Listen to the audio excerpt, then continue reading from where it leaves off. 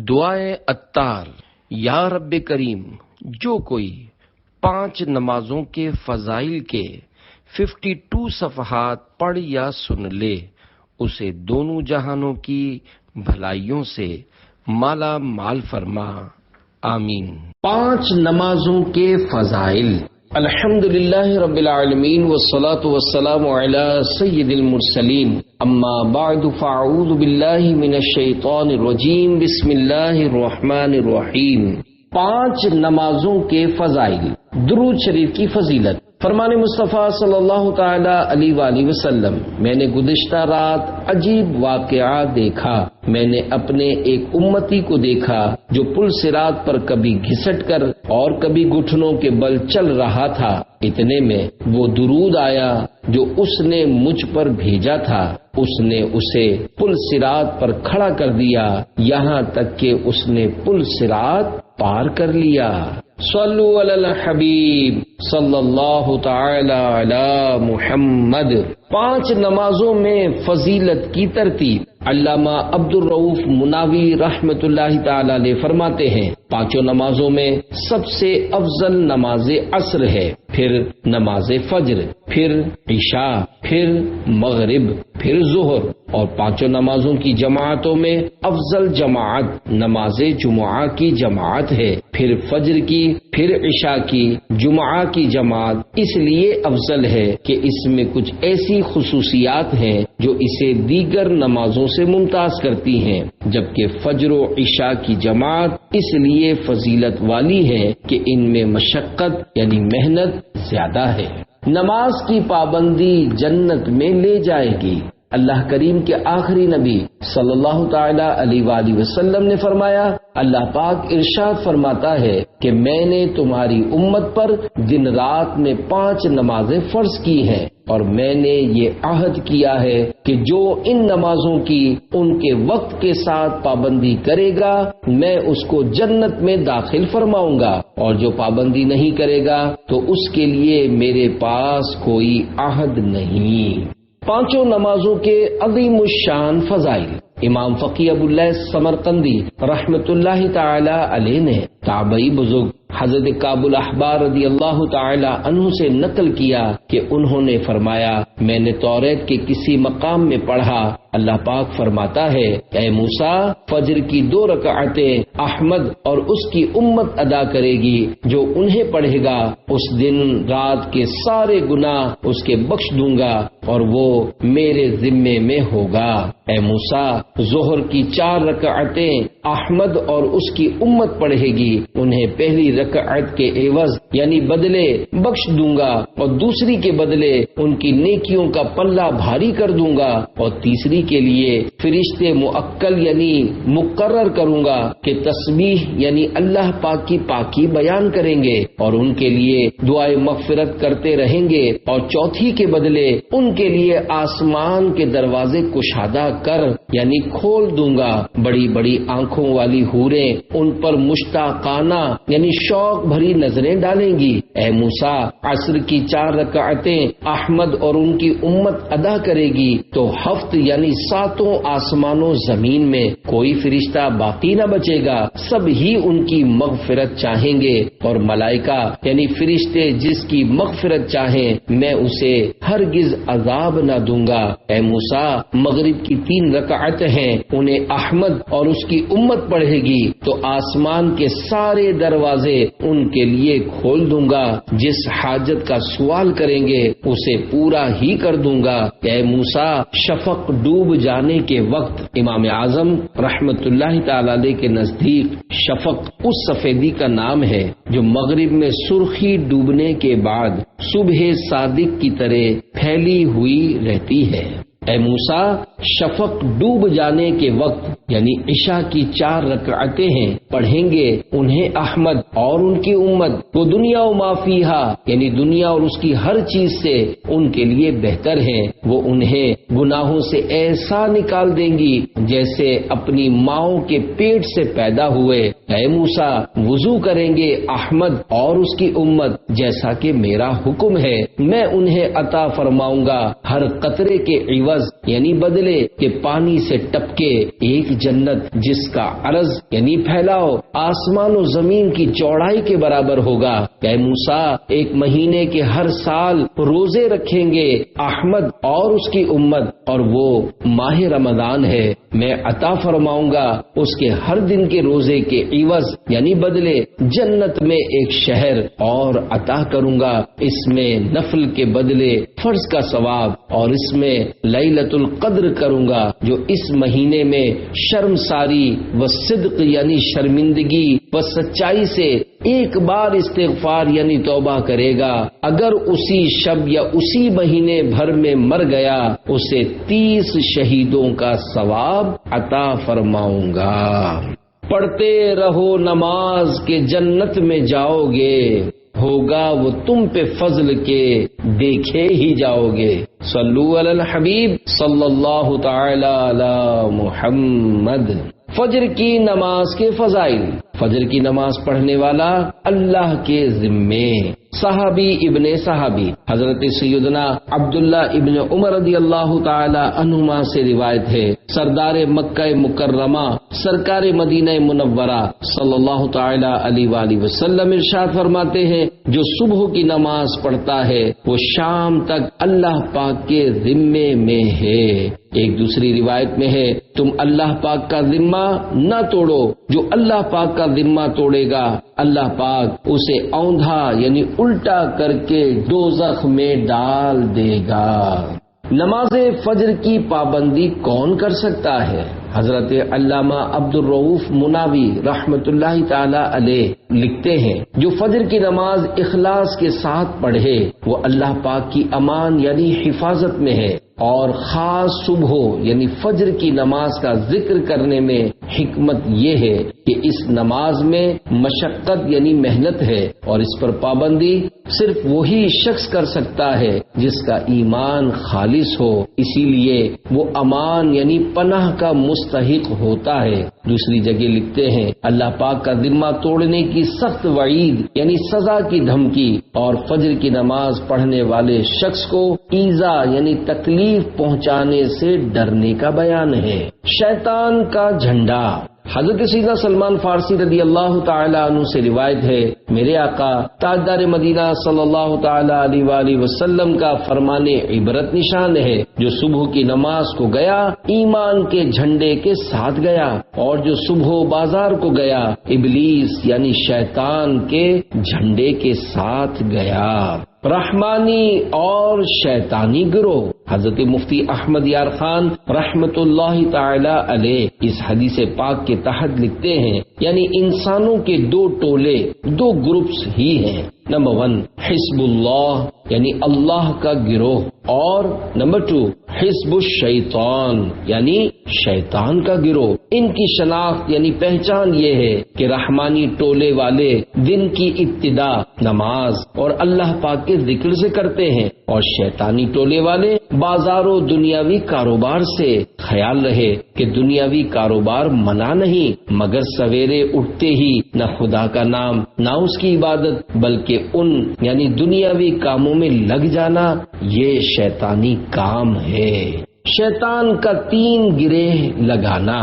حضرت سیدنا ابو ہریرہ رضی اللہ تعالی عنہ سے روایت ہے کہ سرکار نامدار مدینے کے تاجدار صلی اللہ تعالی علیہ وآلہ وسلم نے ارشاد فرمایا، جب تم میں سے کوئی سوتا ہے تو شیطان اس کی گدی یعنی گردن کے پچھلے حصے میں 3 گرہ یعنی 3 گانٹھیں لگا دیتا ہے. ہر گرہ یعنی گانٹھ پر یہ بات دل میں بٹھاتا ہے کہ ابھی رات بہت ہے، سو جا. پس اگر وہ جاگ کر اللہ کا ذکر کرے تو ایک گرہ یعنی گانٹھ کھل جاتی ہے، اگر وضو کرے تو دوسری گرہ کھل جاتی ہے، اور نماز پڑھے تو تیسری گرہ بھی کھل جاتی ہے. پھر وہ خوش اور تر و تازہ ہو کر صبح کرتا ہے، ورنہ غمگین دل اور سستی کے ساتھ صبح کرتا ہے.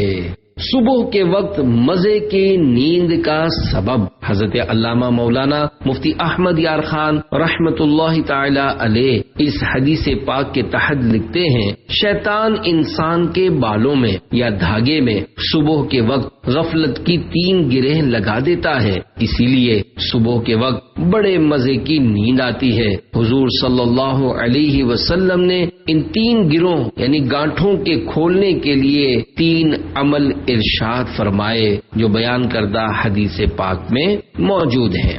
وقت شروع ہوتے ہی سنت فجر پڑھ لینا بہتر ہے۔ ملفوظات اعلی حضرت صفحہ 352 پر ہے، فجر کے اول وقت سنت پڑھنا اولا یعنی بہتر ہے۔ پریشان حال ہو کر صبح کرنے والا کون؟ حضرت سیدنا علامہ علی قاری رحمت اللہ تعالی علیہ حدیث پاک کے حصے پھر وہ خوش اور تر و تازہ ہو کر صبح کرتا ہے کہ تحت فرماتے ہیں، کیونکہ وہ شیطان کی قید اور غفلت کی چادر سے چھٹکارا پا کر اللہ پاک کی خوشی پانے میں کامیاب ہو چکا ہوتا ہے۔ اس کے الٹ جو شخص رات میں اٹھ کر نہ ذکر اللہ کرتا ہے اور نہ وضو کر کے نماز پڑھتا ہے بلکہ شیطان کی فرما برداری کرتے ہوئے سویا رہتا ہے حتیٰ کہ اس کی فجر کی نماز تک نکل جاتی ہے، تو وہ غمگین دل اور بہت ساری فکروں کے ساتھ اور اپنے کام پورے کرنے کے تعلق سے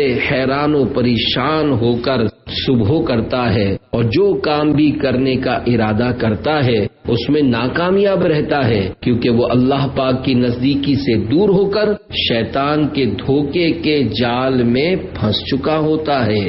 یا الہی فجر میں اٹھنے کا ہم کو شوق دے، سب نمازیں ہم جماعت سے پڑھیں وہ ذوق دے۔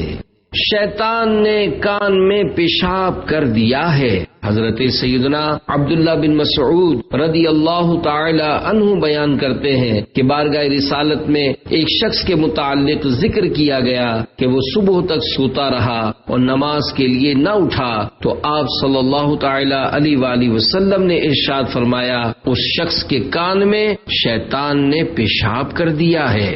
فجر کے لیے نہ جاگنا بڑی نحوست ہے۔ حکیم الامت حضرت مفتی احمد یار خان رحمت اللہ تعالی علیہ اس حدیث پاک کے حصے نماز کے لیے نہ اٹھنا کے تحت فرماتے ہیں، یعنی نماز تہجد کے لیے یا نماز فجر کے لیے نہ اٹھا۔ پہلے یعنی تہجد میں نہ اٹھنے والے معنی زیادہ مناسب ہیں، کیونکہ صحابہ کرام علیہم رضوان فجر ہرگز قضا نہ کرتے تھے، اور ممکن ہے یہ کسی منافق کا واقعہ ہو جو فجر میں نہ آتا تھا۔ معلوم ہوا کہ نماز فجر میں نہ جاگنا بڑی نحوست ہے، نیز کوتاہی کرنے والوں کی شکایت اصلاح کی غرض سے کرنا جائز ہے، غیبت نہیں۔ شیطان واقعی پیشاب کرتا ہے۔ حضرت علامہ محمد بن احمد انصاری قرطبی رحمت اللہ تعالی علیہ فرماتے ہیں یہ بات ثابت ہے کہ شیطان کھاتا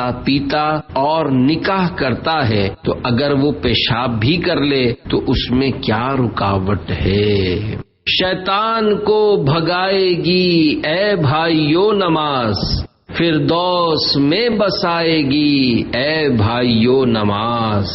شیطان کا سرما وغیرہ قوت القلوب میں ہے۔ شیطان کے پاس سعود یعنی ناک میں ڈالنے والی کوئی چیز، لعوق یعنی چاٹنے والی کوئی چیز، اور ضرور یعنی آنکھ میں ڈالنے والی کوئی چیز ہے۔ جب وہ بندے کی ناک میں سعود ڈالتا ہے تو اس کے اخلاق برے ہو جاتے ہیں۔ جب لعوق چٹاتا ہے تو اس کی زبان برا بولنے والی ہو جاتی ہے، اور جب بندے کی آنکھ میں ضرور ڈالتا ہے تو رات بھر سویا رہتا ہے یہاں تک کہ صبح ہو جاتی ہے۔ فجر کا وقت ہو گیا اٹھو، اے غلامان مصطفیٰ اٹھو، صلو علی الحبیب صلی اللہ تعالی علی محمد۔ تہجد یا فجر کے لیے اٹھنے کا مدنی نسخہ۔ نماز تہجد یا فجر میں اٹھنے کے لیے سوتے وقت پارہ 16 سورۃ الکہف کی آخری 4 آیتیں پڑھ لیجیے۔ ان الذين آمنوا وعملوا الصالحات كانت لهم جنات الفردوس نزلا خالدين فيها لا يبغون عنها حولا۔ قل لو كان البحر مدادا لكلمات ربي لنفد البحر قبل أن تنفد كلمات ربي ولو جئنا بمثله مددا قل إنما أنا بشر مثلكم يوحى إلي أنما إلهكم إله واحد فمن كان يرجو لقاء ربه فليعمل عملا صالحا ولا يشرك بعبادة ربه أحدا۔ ترجمہ کنز الایمان۔ بے شک جو ایمان لائے اور اچھے کام کیے، فردوس کے باغ ان کی مہمانی ہے، وہ ہمیشہ ان میں رہیں گے، ان سے جگہ بدلنا نہ چاہیں گے۔ تم فرما دو، اگر سمندر میرے رب کی باتوں کے لیے سیاہی ہو تو ضرور سمندر ختم ہو جائے گا اور میرے رب کی باتیں ختم نہ ہوں گی، اگرچہ ہم ویسا ہی اور اس کی مدد کو لے آئیں۔ تم فرماؤ، ظاہر صورت بشری میں تو میں تم جیسا ہوں، مجھے وحی آتی ہے کہ تمہارا معبود ایک ہی معبود ہے، تو جسے اپنے رب سے ملنے کی امید ہو اسے چاہیے کہ نیک کام کرے اور اپنے رب کی بندگی میں کسی کو شریک نہ کرے، اور نیت کیجئے کہ مجھے اتنے بجے اٹھنا ہے۔ انشاءاللہ آیات مبارکہ کو پڑھنے کی برکت سے آنکھ کھل جائے گی۔ اگر شروع میں آنکھ نہ بھی کھلے تو مایوس نہ ہو،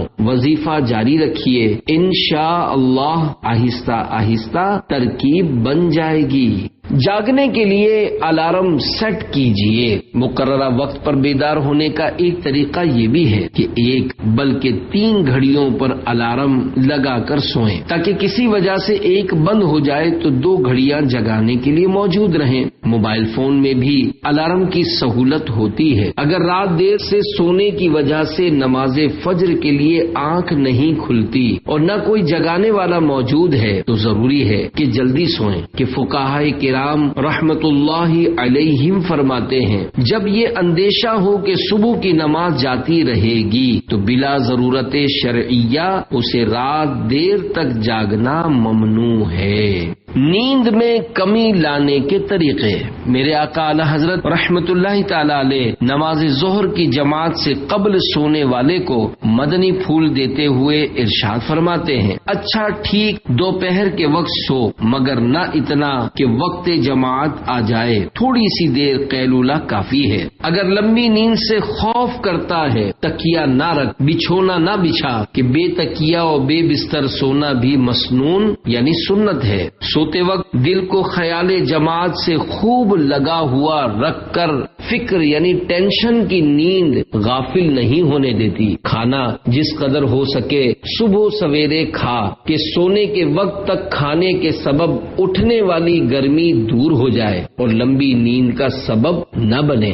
سب سے بہتر علاج کم کھانا ہے۔ سوتے وقت اللہ پاک سے توفیق جماعت کی دعا اور اس پر سچا توکل یعنی بھروسہ رکھ۔ اللہ کریم جب تیری اچھی نیت اور سچا ارادہ دیکھے گا تو ضرور تیری مدد فرمائے گا۔ ایک جگہ فرماتے ہیں، پیٹ بھر کر رات کی عبادت کا شوق رکھنا، بانج یعنی جو عورت بچہ نہیں جنتی اس سے بچہ مانگنا ہے۔ جو بہت کھائے گا وہ بہت پیے گا، جو بہت پیے گا وہ بہت سوئے گا، جو بہت سوئے گا وہ آپ ہی یہ بھلائیاں اور برکتیں کھوئے گا۔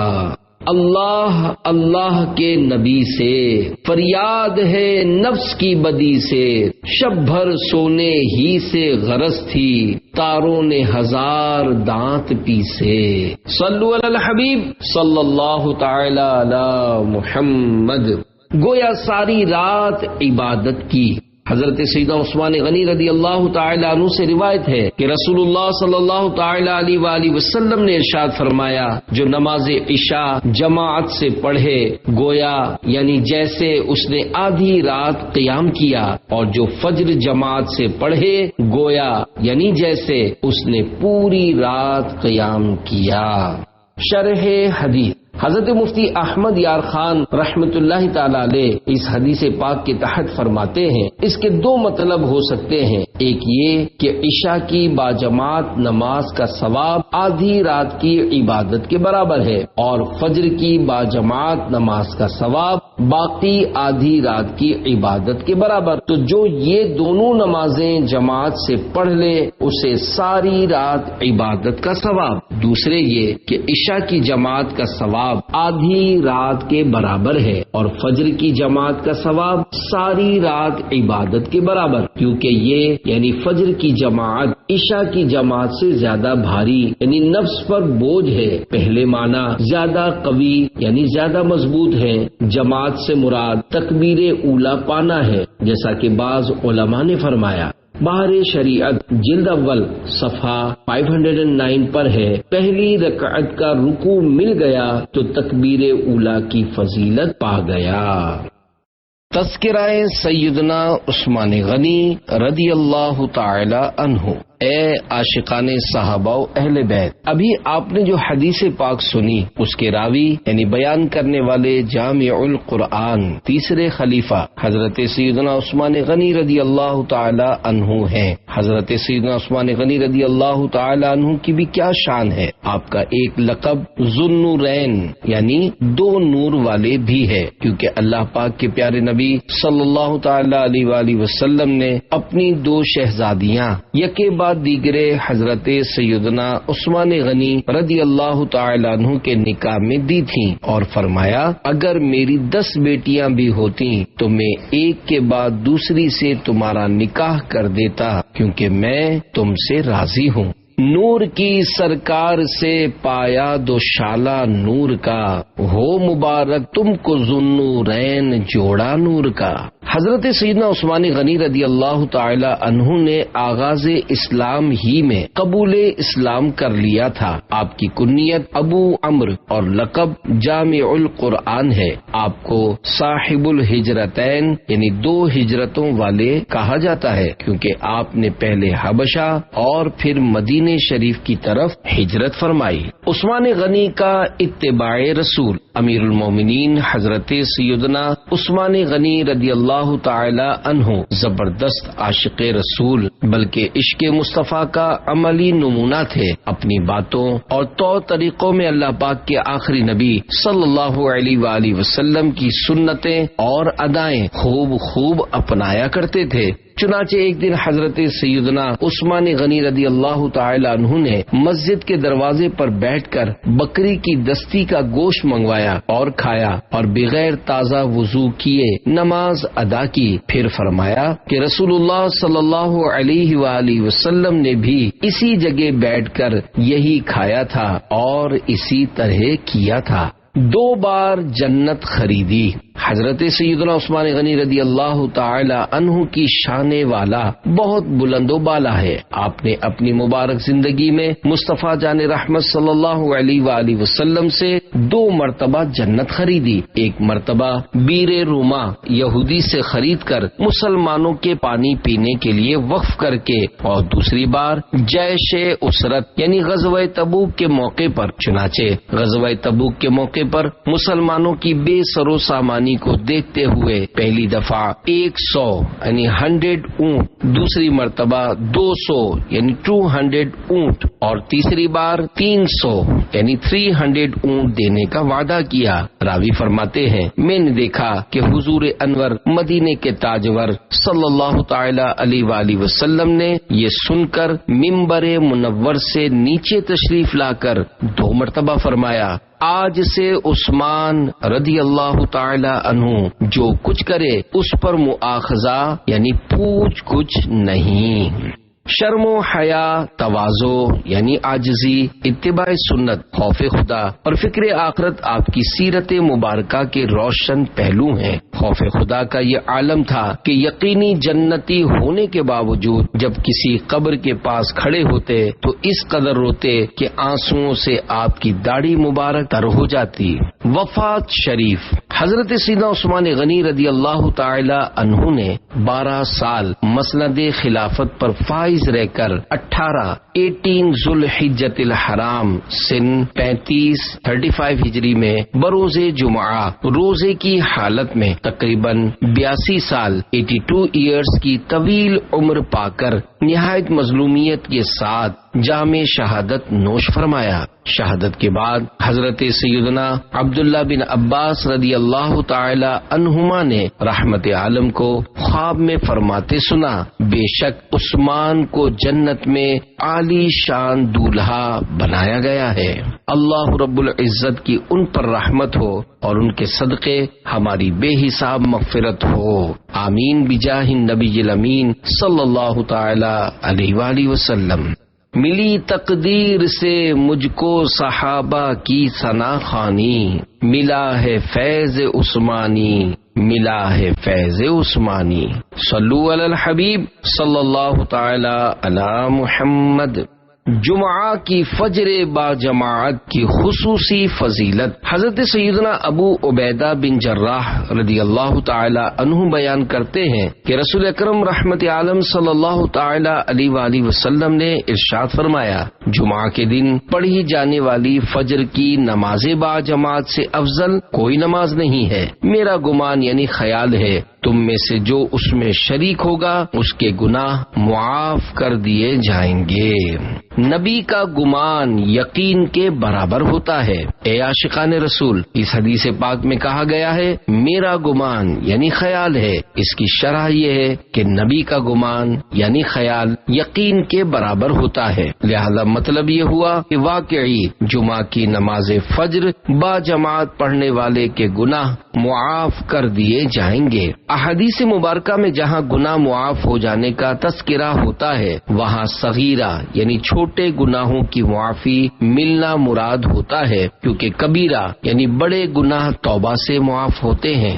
فجر و عشاء 40 دن با جماعت پڑھنے کی عظیم الشان فضیلت، جو خوش نصیب مسلسل 40 دن تک فجر و عشاء با جماعت ادا کرتا ہے وہ جہنم اور منافقت سے آزاد کر دیا جاتا ہے، جیسا کہ خادم نبی حضرت سیدنا انس رضی اللہ تعالی عنہ سے روایت ہے، سرکار مدینہ صلی اللہ علیہ وآلہ وسلم نے ارشاد فرمایا، جس نے 40 دن فجر و عشاء با جماعت پڑھی اس کو اللہ پاک 2 آزادیاں عطا فرمائے گا، ایک نار یعنی آگ سے، دوسری نفاق یعنی منافقت سے۔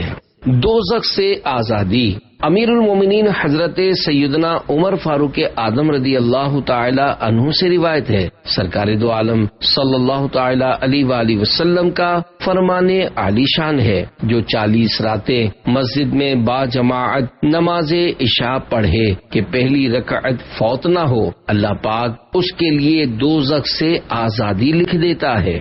رسائل کی برکت، پیارے پیارے اسلامی بھائیوں، باجماعت نماز کی ادائیگی کا ذہن بنانے، نماز کی خاطر میٹھی میٹھی نیند کو خاطر میں نہ لانے اور ہر حال میں رضا الہی پانے کے لیے جد و جہد فرمانے کی سوچ بنانے کے لیے دعوت اسلامی کے مدنی ماحول میں رہنا نہایت مفید ہے۔ آئیے دعوت اسلامی کی ایک مدنی بہار سنتے ہیں۔ فیصل آباد کے ایک نوجوان اسلامی بھائی بہت فیشن پسند تھے، جب بھی مارکیٹ میں نئے فیشن کی پینٹ شرٹ آتی یہ خرید لیا کرتے۔ دنیا کی مستی میں ایسے گم تھے کہ ان کا نماز پڑھنے کو جی نہیں چاہتا تھا۔ ان کی والدہ فجر کی نماز کے لیے جگاتی تو کل سے پڑھوں گا، اس جمعہ سے نمازیں پڑھنا شروع کر دوں گا وغیرہ کہہ کر ٹال دیا کرتے۔ ان کے بڑے بھائی جو کالج میں پڑھتے تھے وہ خوش قسمتی سے دعوت اسلامی کے مدنی ماحول سے وابستہ ہو گئے جس کے اثرات گھر تک بھی پہنچے۔ بڑے بھائی ایک دن سنتوں بھرے اجتماع سے واپس لوٹے تو مکتبۃ المدینہ کے چند رسائل لیتے آئے۔ جب چھوٹے بھائی نے یہ رسائل پڑھے تو ان کا دل چوٹ کھا گیا کہ اب مجھے بھی دعوت اسلامی والا بننا ہے۔ چنانچہ یہ بھی دعوت اسلامی کے سنتوں بھرے اجتماع میں شریک ہوئے، جہاں انہوں نے بیان کالے بچھو سنا۔ انہوں نے رو رو کر توبہ کی اور داڑھی شریف چہرے پر سجانا شروع کر دی۔ یہ غوث پاک رحمت اللہ تعالی علیہ کے مرید بھی بنے اور دعوت اسلامی کا مدنی کام کرتے کرتے درس نظامی میں داخلہ بھی لیا اور وکلا مجلس کے صوبائی ذمہ دار بھی بنے۔ اے بیمار عصیاں تو آجا یہاں پر، گناہوں کی دے گا دوا مدنی ماحول۔ صلو علی الحبیب صلی اللہ تعالی علی محمد۔ فجر و عصر کے فضائل۔ فرشتوں کی تبدیلیوں کے اوقات۔ حضرت سیدنا ابو ہریرہ رضی اللہ تعالی عنہ سے روایت ہے کہ مدینے کے تاجدار صلی اللہ تعالی علیہ وآلہ وسلم نے ارشاد فرمایا، تم میں رات اور دن کے فرشتے باری باری آتے ہیں اور فجر و عصر کی نمازوں میں جمع ہو جاتے ہیں۔ پھر وہ فرشتے جنہوں نے تم میں رات گزاری ہے اوپر کی طرف چلے جاتے ہیں۔ اللہ پاک باخبر ہونے کے باوجود ان سے پوچھتا ہے، تم نے میرے بندوں کو کس حال میں چھوڑا؟ وہ عرض کرتے ہیں، ہم نے انہیں نماز پڑھتے چھوڑا اور جب ہم ان کے پاس پہنچے تھے تب بھی وہ نماز پڑھ رہے تھے۔ ہر بالغ کے ساتھ 62 فرشتے، 62 فرشتے۔ حضرت مفتی احمد یار خان رحمت اللہ تعالی علیہ حدیث پاک کے اس حصے فجر و عصر کی نمازوں میں جمع ہو جاتے ہیں کے تحت فرماتے ہیں، یہاں فرشتوں سے مراد یا تو اعمال لکھنے والے 2 فرشتے ہیں یا انسان کی حفاظت کرنے والے 60 فرشتے۔ ہر نابالغ کے ساتھ 60 یعنی 60 فرشتے رہتے ہیں اور بالغ کے ساتھ 62۔ اسی لیے نماز کے سلام اور دیگر سلاموں میں ان کی نیت کی جاتی ہے۔ ان ملائکہ کی ڈیوٹیاں بدلتی رہتی ہیں دن میں اور رات میں، مگر فجر و عصر میں پچھلے فرشتے جانے نہیں پاتے کہ اگلے ڈیوٹی والے آ جاتے ہیں تاکہ ہماری ابتدا و انتہا یعنی شروع کرنے اور ختم کرنے کی کیفیت کے گواہ زیادہ ہوں۔ اس حصے اوپر کی طرف چلے جاتے کے تحت لکھتے ہیں اپنے ہیڈ کوارٹر کی طرف جہاں ان کا مقام ہے۔ مفتی صاحب حدیث پاک کے اس حصے ہم نے انہیں نماز پڑھتے چھوڑا اور جب ہم ان کے پاس پہنچے تھے تب بھی وہ نماز پڑھ رہے تھے کے تحت تحریر کرتے ہیں۔ اس کا مطلب یا تو یہ ہے کہ فرشتے نمازیوں کی پردہ پوشی کرتے ہیں کہ آس پاس کی نیکیوں کا ذکر اور درمیان کے گناہوں سے خاموشی،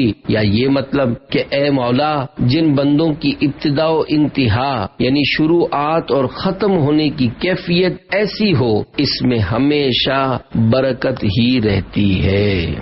فرشتوں والی حدیث کے عمدہ مدنی پھول۔ نماز ایک اعلی عبادت ہے کہ اس کے بارے میں سوال جواب ہوتا ہے۔ نماز فجر و عصر دیگر نمازوں کے مقابلے میں اعظم یعنی زیادہ عظمت والی ہیں۔ اس حدیث پاک میں ان دونوں اوقات کے شرف یعنی عظمت و بزرگی کی طرف اشارہ ہے، کیونکہ فجر کی نماز کے بعد رزق تقسیم ہوتا ہے، جبکہ دن کے آخری حصے یعنی عصر کے وقت میں اعمال اٹھائے جاتے ہیں۔ تو جو شخص ان دونوں وقتوں میں مصروف عبادت ہوتا ہے اس کے رزق و عمل میں برکت دی جاتی ہے۔ یہ امت تمام امتوں سے افضل ہے اور اس امت کے افضل ہونے سے اللہ پاک کے پیارے اور آخری نبی صلی اللہ تعالی علیہ وآلہ وسلم کا تمام انبیاء کرام علیہم السلام سے افضل ہونا لازم آتا ہے۔ فجر و عصر پڑھنے والا جہنم میں نہیں جائے گا۔ حضرت سیدنا عمارہ بن رویبہ رضی اللہ تعالی عنہ فرماتے ہیں کہ میں نے مصطفیٰ جان رحمت صلی اللہ علیہ وآلہ وسلم کو فرماتے سنا، جس نے سورج کے طلوع و غروب ہونے یعنی نکلنے اور ڈوبنے سے پہلے نماز ادا کی، یعنی جس نے فجر و عصر کی نماز پڑھی، وہ ہرگز جہنم میں داخل نہ ہوگا۔ فجر و عصر کی فضیلت کی حکمت۔ حضرت مفتی احمد یار خان رحمت اللہ تعالی علیہ اس حدیث پاک کے تحت لکھتے ہیں، اس کے دو مطلب ہو سکتے ہیں، ایک یہ کہ فجر و عصر کی پابندی کرنے والا دوزخ میں ہمیشہ رہنے کے لیے نہ جائے گا، اگر گیا تو عارضی یعنی وقتی طور پر۔ لہذا یہ حدیث اس حدیث کے خلاف نہیں کہ بعض لوگ قیامت میں نمازیں لے کر آئیں گے، مگر ان کی نمازیں اہل حقوق یعنی جن کے حقوق پامال کیے ہوں گے ان کو دلوا دی جائیں گی۔ دوسرے یہ کہ فجر و عصر کی پابندی کرنے والوں کو انشاءاللہ باقی نمازوں کی بھی توفیق ملے گی اور سارے گناہوں سے بچنے کی بھی، کیونکہ یہی نمازیں نفس پر زیادہ بھاری ہیں۔ جب ان پر پابندی کر لی تو انشاءاللہ بقیہ نمازوں پر بھی پابندی کرے گا۔ لہذا اس حدیث پر یہ اعتراض نہیں کہ نجات کے لیے صرف یہ دو نمازیں ہی کافی ہیں، باقی کی ضرورت نہیں۔ خیال رہے کہ ان دو نمازوں میں دن رات کے فرشتے جمع ہوتے ہیں، نیز یہ دن کے کناروں کی نمازیں ہیں، نیز یہ دونوں نفس پر گرا یعنی بھاری ہیں کہ صبح سونے کا وقت ہے اور عصر کاروبار کے فروغ یعنی زور شور کا، لہذا ان نمازوں کا درجہ زیادہ ہے۔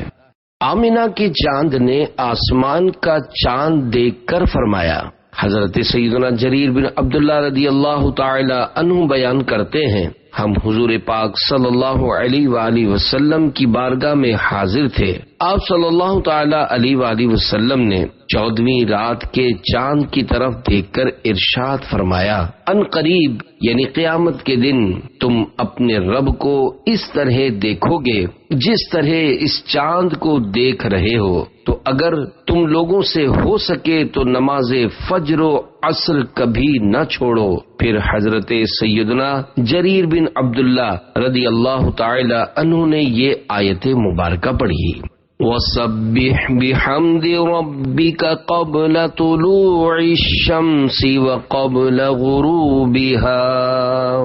ترجمہ کنز الایمان، اور اپنے رب کو سراہتے ہوئے اس کی پاکی بولو سورج چمکنے سے پہلے اور اس کے ڈوبنے سے پہلے۔ عشق رسول میں ڈوبی ہوئی شرح۔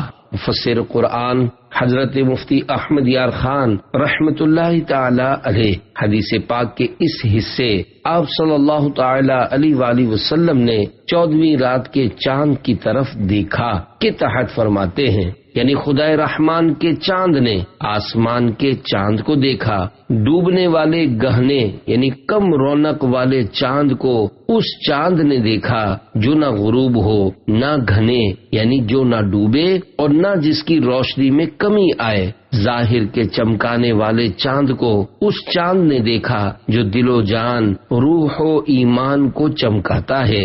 رات میں چمکنے والے چاند کو اس چاند نے دیکھا جو ابد الآباد تک یعنی ہمیشہ ہر وقت دن رات چمکتا ہے اور چمکے گا۔ میں کیا کہوں، مجھے الفاظ نہیں ملتے۔ اللہم صلی وسلم وبارک علی بدر النبوتی وشمس الرسالتی صلی اللہ علیہ وسلم۔ ترجمہ، اے اللہ درود و سلام بھیج اور برکت نازل فرما نبوت کے چاند اور رسالت کے سورج پر۔ یوں کہہ لو کہ اس چاند کو جو سورج سے چمکتا ہے اس چاند نے دیکھا جو سورج کو چمکاتا ہے، جو دلوں پر دن نکالتا ہے۔ آسمان کا چاند بھی خوش نصیب ہے جسے محبوب و آلہ وسلم نے دیکھا۔ یہ چاند جسے آج ہم بھی دیکھتے ہیں وہ ہی ہے جس پر حضور صلی اللہ علیہ وآلہ وسلم کی نگاہیں پڑی ہیں۔ یہ حدیث عامۃ المسلمین یعنی عام مسلمانوں کی دلیل ہے کہ مومن رب پاک کو محشر میں بھی آنکھوں سے دیکھیں گے اور جنت میں بھی دیکھا کریں گے۔ خیال رہے کہ جنت کی ساری نعمتیں نیک اعمال کا عوض یعنی بدلہ ہوں گی، خواہ اپنے مال کا، خواہ اپنے اعمال کا، خواہ اس کے اعمال کا جس کے طفیل جنت میں گیا، مگر دیدار الہی کسی عمل کا عوض یعنی بدلہ نہ ہوگا۔ خالص عطائے ذوالجلال یعنی اللہ پاک کی خاص عنایت ہوگی۔ ان دو نمازوں پر پابندی اس دیدار کی لیاقت و قابلیت پیدا کرے گی، یعنی فجر و عصر کی پابندی۔ دنیا میں نماز ایسے پڑھو کہ گویا یعنی جیسے تم خدا کو دیکھ رہے ہو، کیونکہ یہاں حجاب یعنی پردہ ہے، وہاں حجاب یعنی پردہ اٹھ جائے گا، گویا ختم ہو جائے گا، اسے دیکھ کر اس سے کلام کرو گے۔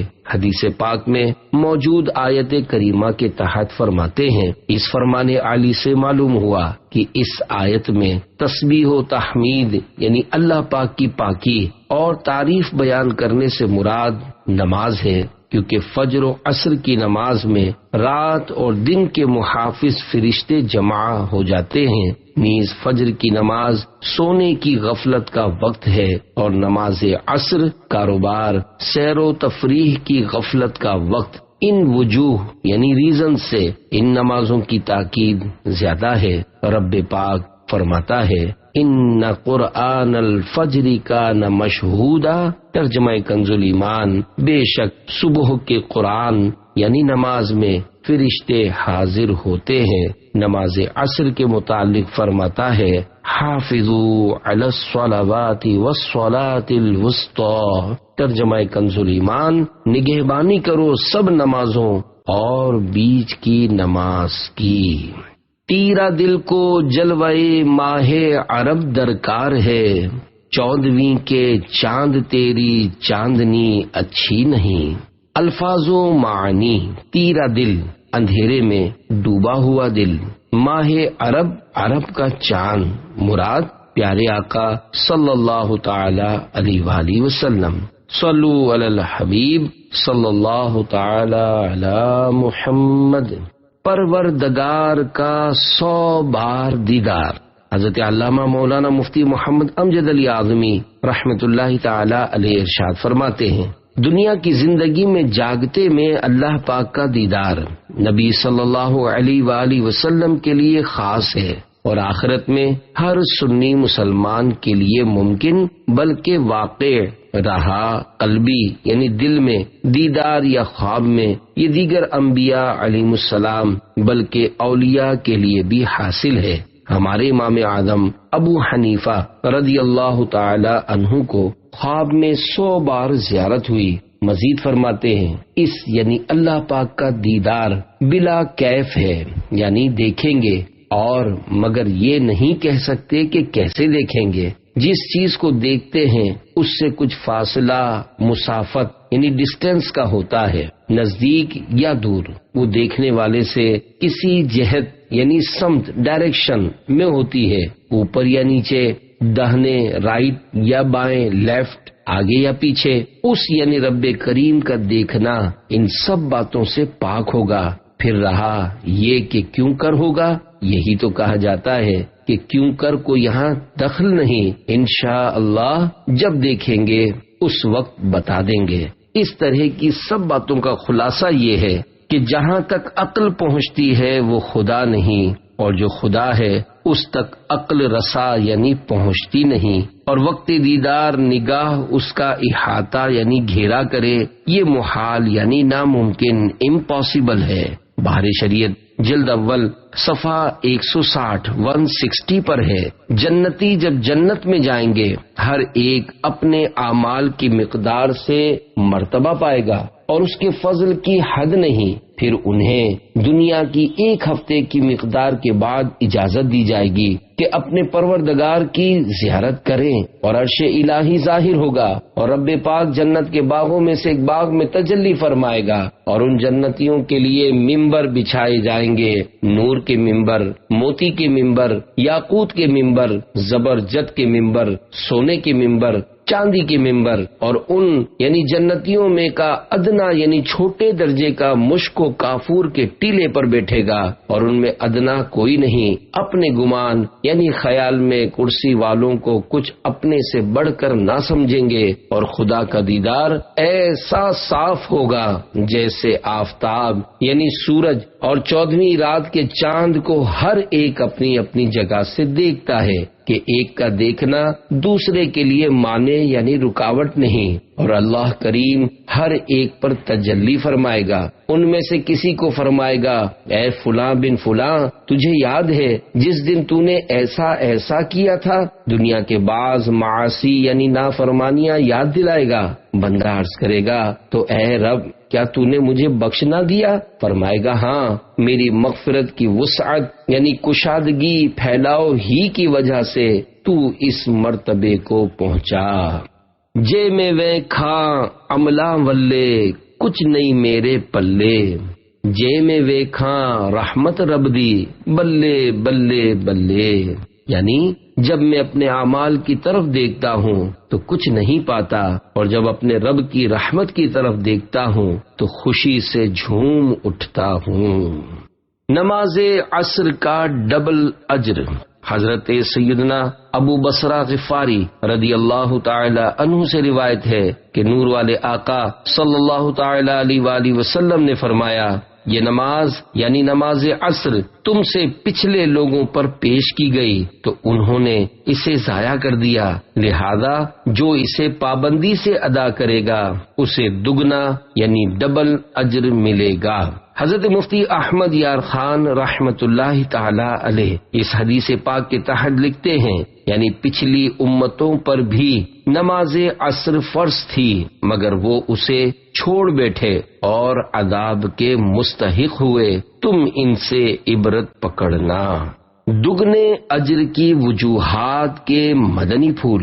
پہلا اجر پچھلی امتوں کے لوگوں کی مخالفت کرتے ہوئے عصر کی نماز پر پابندی کی وجہ سے ملے گا، اور دوسرا اجر عصر کی نماز پڑھنے پر ملے گا جس طرح دیگر نمازوں کا ملتا ہے۔ پہلا اجر عبادت پر پابندی کی وجہ سے ملے گا، اور دوسرا اجر قناعت کرتے ہوئے خرید و فروخت چھوڑنے پر ملے گا، کیونکہ عصر کے وقت لوگ بازاروں میں کام کاج میں مصروف ہوتے ہیں۔ پہلا اجر عصر کی فضیلت کی وجہ سے ملے گا کیونکہ یہ صلاۃ وسطیٰ یعنی درمیانی نماز ہے، اور دوسرا اجر اس کی پابندی کے سبب ملے گا۔ عمل ضبط ہو گیا۔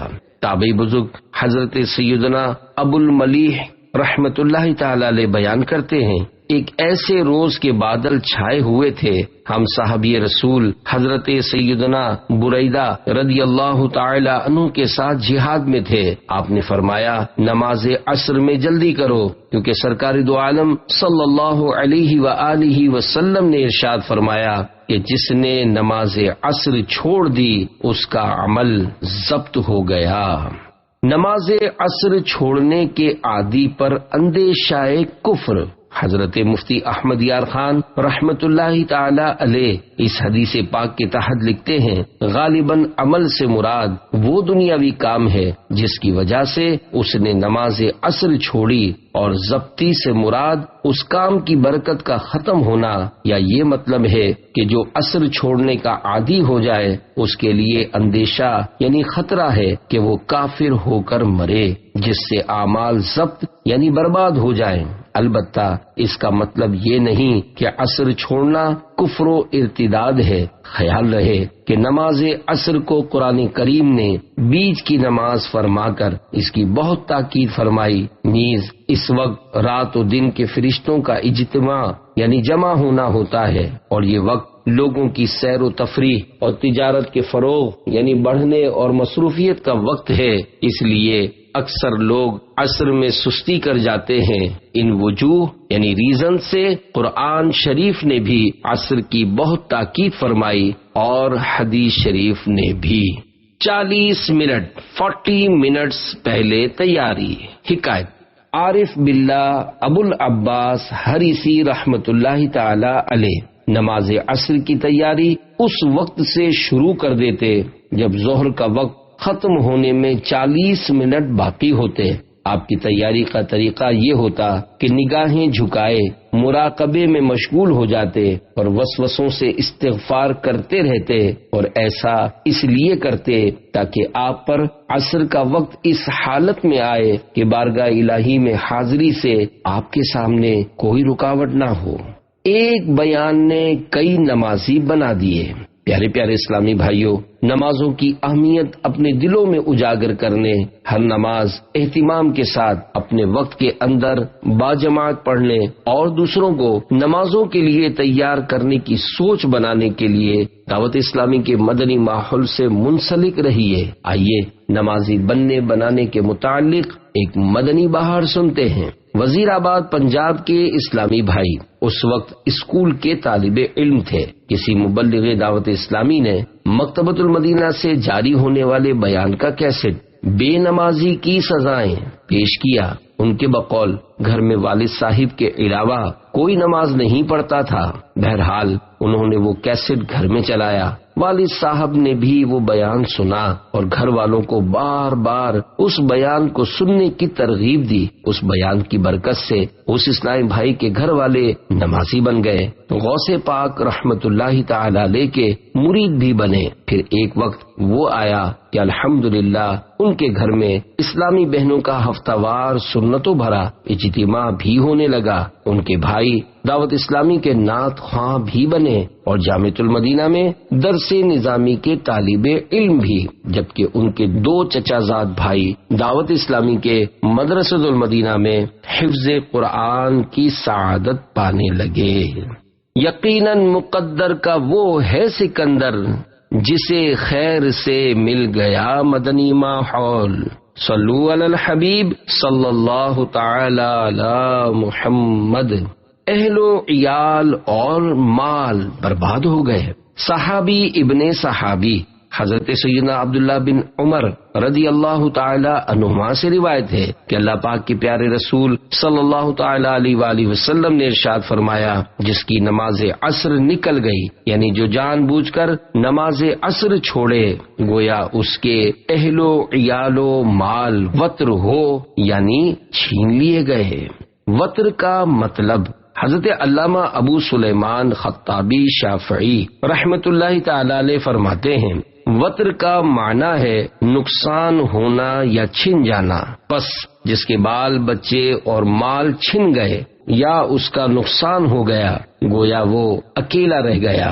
لہذا نماز کے فوت ہونے سے انسان کو اس طرح ڈرنا چاہیے جس طرح وہ اپنے گھر کے افراد اور مال و دولت کے جانے یعنی برباد ہونے سے ڈرتا ہے. میت کو قبر میں سورج ڈوبتا ہوا معلوم ہوتا ہے.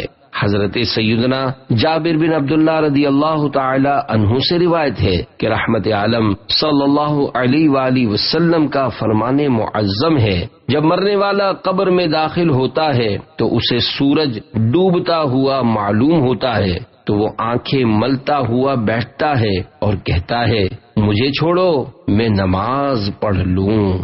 اے فرشتو سوالات بعد میں کرنا.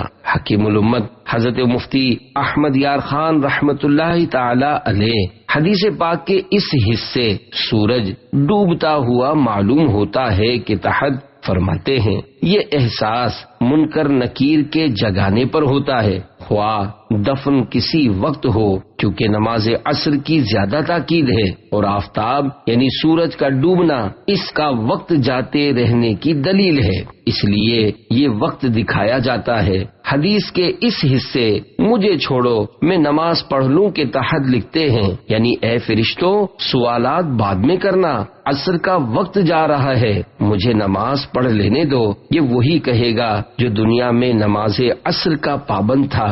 اللہ نصیب کرے. اسی لیے رب فرماتا ہے، حافظوا علی الصلوات والصلاۃ الوسطی. ترجمہ کنز ایمان، نگہبانی یعنی حفاظت کرو سب نمازوں اور بیچ کی نماز کی، یعنی تمام نمازوں کی خصوصاً عصر کی بہت نگہبانی یعنی حفاظت کرو. صوفیہ فرماتے ہیں، جیسے جیو گے ویسے ہی مرو گے اور جیسے مرو گے ویسے ہی اٹھو گے. خیال رہے کہ مومن کو اس وقت ایسا معلوم ہوگا جیسے میں سو کر اٹھا ہوں، نزا وغیرہ سب بھول جائے گا. ممکن ہے کہ اس عرض یعنی مجھے چھوڑو میں نماز پڑھ لوں پر سوال جواب ہی نہ ہوں، اور ہوں تو نہایت آسان، کیونکہ اس کی یہ گفتگو تمام سوالوں کا جواب ہو چکی. کیا پوچھتے ہو مجھ سے نکیرین لحد میں، لو دیکھ لو دل چیر کے ارمان محمد صلی اللہ علیہ وآلہ وسلم. تقسیم رزق کے اوقات. حضرت سیدنا امام شارانی رحمت اللہ تعالی علیہ کہتے ہیں، میں نے سید علی خواص رحمت اللہ تعالی علیہ کو یہ فرماتے ہوئے سنا، کہ مادی یعنی محسوس ہونے والا رزق جو کہ ہمارے جسموں کی غذا ہوتا ہے، طلوع فجر سے یعنی جب فجر کی نماز کا وقت شروع ہوتا ہے سے لے کر سورج ایک نیزہ نکل کر بلند ہونے تک یعنی طلوع آفتاب کے 20 منٹ کے بعد تک اللہ پاک تقسیم فرماتا ہے، اور روح کی غذا یعنی معنوی رزق جو کہ دکھائی نہیں دیتا یعنی دل و دماغ کا سکون جس پر مبنی ہوتا ہے، عصر کی نماز کے بعد سے غروب آفتاب تک تقسیم فرماتا ہے۔ روایت کا مقصد یہ ہے کہ ان اوقات کو غفلت میں نہ گزارو بلکہ ذکر و عبادت میں بسر کرو۔ منافقت کی ایک علامت خادم نبی حضرت سیدنا انس بن مالک رضی اللہ تعالی عنہ بیان کرتے ہیں، میں نے سرور کائنات صلی اللہ علیہ وآلہ وسلم کو فرماتے سنا کہ یہ منافق کی نماز ہے کہ بیٹھا ہوا سورج کا انتظار کرتا رہے حتیٰ کہ جب سورج شیطان کے 2 سینگوں کے بیچ آ جائے یعنی غروب ہونے کے قریب ہو جائے تو کھڑا ہو کر 4 چونچے مارے کہ ان میں اللہ کا تھوڑا ہی ذکر کرے۔ اس حدیث سے 3 مسئلے معلوم ہوئے۔ مفسر قرآن حضرت مفتی احمد یار خان رحمت اللہ تعالی علیہ اس حدیث پاک کی شرح میں لکھتے ہیں، اس حدیث سے 3 مسئلے معلوم ہوئے۔ ایک یہ کہ دنیاوی کاروبار میں پھنس کر نماز عصر دیر سے یعنی مکروہ وقت میں پڑھنا منافقوں کی علامت یعنی نشانی ہے۔ دوسرے یہ کہ غروب سے 20 منٹ پہلے کراہت کا یعنی مکروہ تحریمی وقت ہے، وقت مستحب میں عصر پڑھنا چاہیے۔ تیسرے یہ کہ رکوع و سجدہ بہت اطمینان سے کرنا چاہیے۔ حضور صلی اللہ علیہ وآلہ وسلم نے جلد بازی نمازی کے سجدے کو مرغ کے چونچ مارنے سے تشبیہ دی جو وہ دانہ چگتے وقت زمین پر جلدی جلدی مارتا ہے۔ عصر کے بعد نہ سوئیں۔ رسول اللہ صلی اللہ علیہ وآلہ وسلم نے فرمایا، جو شخص عصر کے بعد سوئے اور اس کی عقل جاتی رہے تو وہ اپنے ہی کو ملامت کرے۔ نمازوں کے اندر خشوع اے خدا دے، پے غوث اچھا نمازی بنا دے۔ صلو علی الحبیب صلی اللہ علی محمد۔ سنت کے 3 حروف کی نسبت سے سنت عصر کے متعلق 3 فرامین مصطفیٰ صلی اللہ علیہ وآلہ وسلم۔ نمبر 1، اللہ پاک اس شخص پر رحم کرے جس نے عصر سے پہلے 4 رکعتیں پڑھیں۔ نمبر 2، جو عصر سے پہلے 4 رکعتیں پڑھے اللہ پاک اس کے بدن کو آگ پر حرام فرما دے گا۔ نمبر 3، جو عصر سے پہلے 4 رکعتیں پڑھے اسے آگ نہ چھوئے گی۔ عصر کی سنتوں کے بارے میں مدنی پھول۔ عصر کے فرضوں سے پہلے 4 رکعتیں پڑھنا سنت غیر مؤکدہ ہے۔ اس میں اور عشاء کے فرضوں سے پہلے کی 4 سنتوں میں پہلی اور تیسری رکعت کے شروع میں ثنا، اعوذ اور بسم اللہ پڑھیے۔ دوسری اور چوتھی رکعت کے بعد قعدہ فرض ہے۔ دونوں قعدوں میں التحیات کے بعد درود ابراہیم اور دعا بھی پڑھیے۔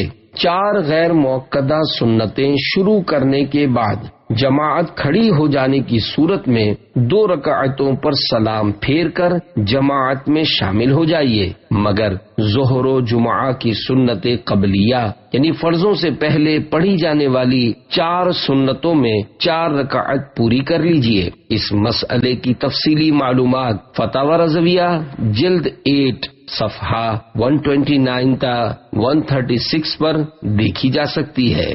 مغرب کی نماز کے فضائل۔ مقبول حج و عمرہ کا ثواب۔ خادم نبی حضرت سیدنا انس رضی اللہ تعالی عنہ سے روایت ہے کہ سرکار مدینہ صلی اللہ علیہ وآلہ وسلم کا فرمان عالی شان ہے، جس نے مغرب کی نماز جماعت کے ساتھ ادا کی اس کے لیے مقبول حج و عمرہ کا ثواب لکھا جائے گا، اور وہ ایسا ہے گویا یعنی جیسے اس نے شب قدر میں قیام کیا۔ مغرب کے فرضوں کے بعد 6 رکعتیں۔ 2 فرامین مصطفیٰ صلی اللہ علیہ وآلہ وسلم۔ نمبر 1، جو شخص مغرب کے بعد 6 رکعتیں پڑھے اور ان کے درمیان میں کوئی بری بات نہ کہے تو 12 برس کی عبادت کے ثواب کے برابر کی جائیں گی۔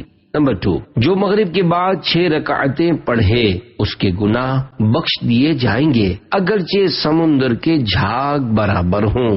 نماز اوابین کا طریقہ: مغرب کی 3 رکعت فرض پڑھنے کے بعد 6 رکعت ایک ہی سلام سے پڑھیے۔ ہر 2 رکعت پر قاعدہ کیجیے اور اس میں التحیات، درود ابراہیم اور دعا پڑھیے۔ پہلی، تیسری اور 5ویں رکعت کی ابتدا میں ثنا، تعوذ و تسمیہ یعنی ثنا، اعوذ اور بسم اللہ بھی پڑھیے۔ 6 رکعت کے قاعدے کے بعد سلام پھیر دیجیے۔ پہلی 2 رکعتیں سنت مؤکدہ ہوئیں اور باقی 4 نوافل۔ یہ ہے اوابین یعنی توبہ کرنے والوں کی نماز۔ چاہیں تو 2 رکعت کر کے بھی پڑھ سکتے ہیں۔ بہار شریعت جلد اول صفحہ 666 پر ہے۔ بعد مغرب 6 رکعتیں مستحب ہیں، ان کو صلاۃ الاوابین کہتے ہیں۔ خواہ یعنی چاہیں تو 1 سلام سے سب پڑھے یا 2 سلام سے یا 3 سے، اور 3 سلام سے یعنی ہر 2 رکعت پر سلام پھیرنا افضل ہے۔ صلو علی الحبیب صلی اللہ علیہ وآلہ وسلم۔ صلو علی الحبیب صلی اللہ علی محمد۔ مغرب و عشاء کے درمیان عبادت کا ثواب: حضرت سیدنا عمر بن ابو خلیفہ رحمۃ اللہ تعالی علیہ بیان کرتے ہیں، ہم نے حضرت سیدنا عطا خراسانی رحمۃ اللہ تعالی علیہ کے ساتھ نماز مغرب ادا کی۔ نماز کے بعد جب ہم واپس ہونے لگے تو آپ نے میرا ہاتھ پکڑ کر فرمایا، مغرب و عشاء کے اس درمیانی وقت سے لوگ غافل ہیں۔ یہ نماز اوابین یعنی توبہ کرنے والوں کی نماز کا وقت ہے۔ جس نے اس دوران نماز کی حالت میں قرآن کریم کی تلاوت کی، گویا وہ جنت کی کیاری میں ہے۔ عشاء کی نماز کے فضائل: منافقوں پر نماز فجر و عشاء بھاری ہے۔ حضرت سیدنا ابو ہریرہ رضی اللہ تعالی عنہ سے روایت ہے، تاجدار مدینہ صلی اللہ علیہ وآلہ وسلم کا فرمان عبرت نشان ہے، سب نمازوں میں زیادہ گراں یعنی بوجھ والی منافقوں پر نماز عشاء و فجر ہے، اور جو ان میں فضیلت ہے اگر جانتے تو ضرور حاضر ہوتے، اگرچہ سرین یعنی بیٹھنے میں بدن کا جو حصہ زمین پر لگتا ہے اس کے بل گھسٹتے ہوئے یعنی جیسے بھی ممکن ہوتا آتے۔ شرح حدیث: حضرت مفتی احمد یار خان رحمت اللہ تعالی علیہ اس حدیث پاک کی شرح میں لکھتے ہیں، کیونکہ منافق صرف دکھلاوے کے لیے نماز پڑھتے ہیں اور وقتوں میں تو خیر جیسے تیسے پڑھ لیتے ہیں، مگر عشاء کے وقت نیند کا غلبہ، فجر کے وقت نیند کی لذت انہیں مست کر دیتی ہے۔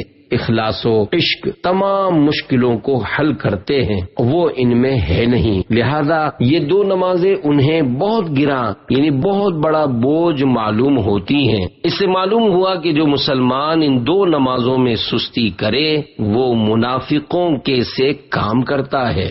منافقین عشاء و فجر میں آنے کی طاقت نہیں رکھتے۔ تابعی بزرگ حضرت سیدنا سعید بن مسیب رحمت اللہ تعالی علیہ سے مروی ہے کہ سرور دو جہان صلی اللہ علیہ وآلہ وسلم کا فرمان عبرت نشان ہے، ہمارے اور منافقین کے درمیان علامت یعنی پہچان عشاء و فجر کی نماز میں حاضر ہونا ہے، کیونکہ منافقین ان نمازوں میں آنے کی طاقت نہیں رکھتے۔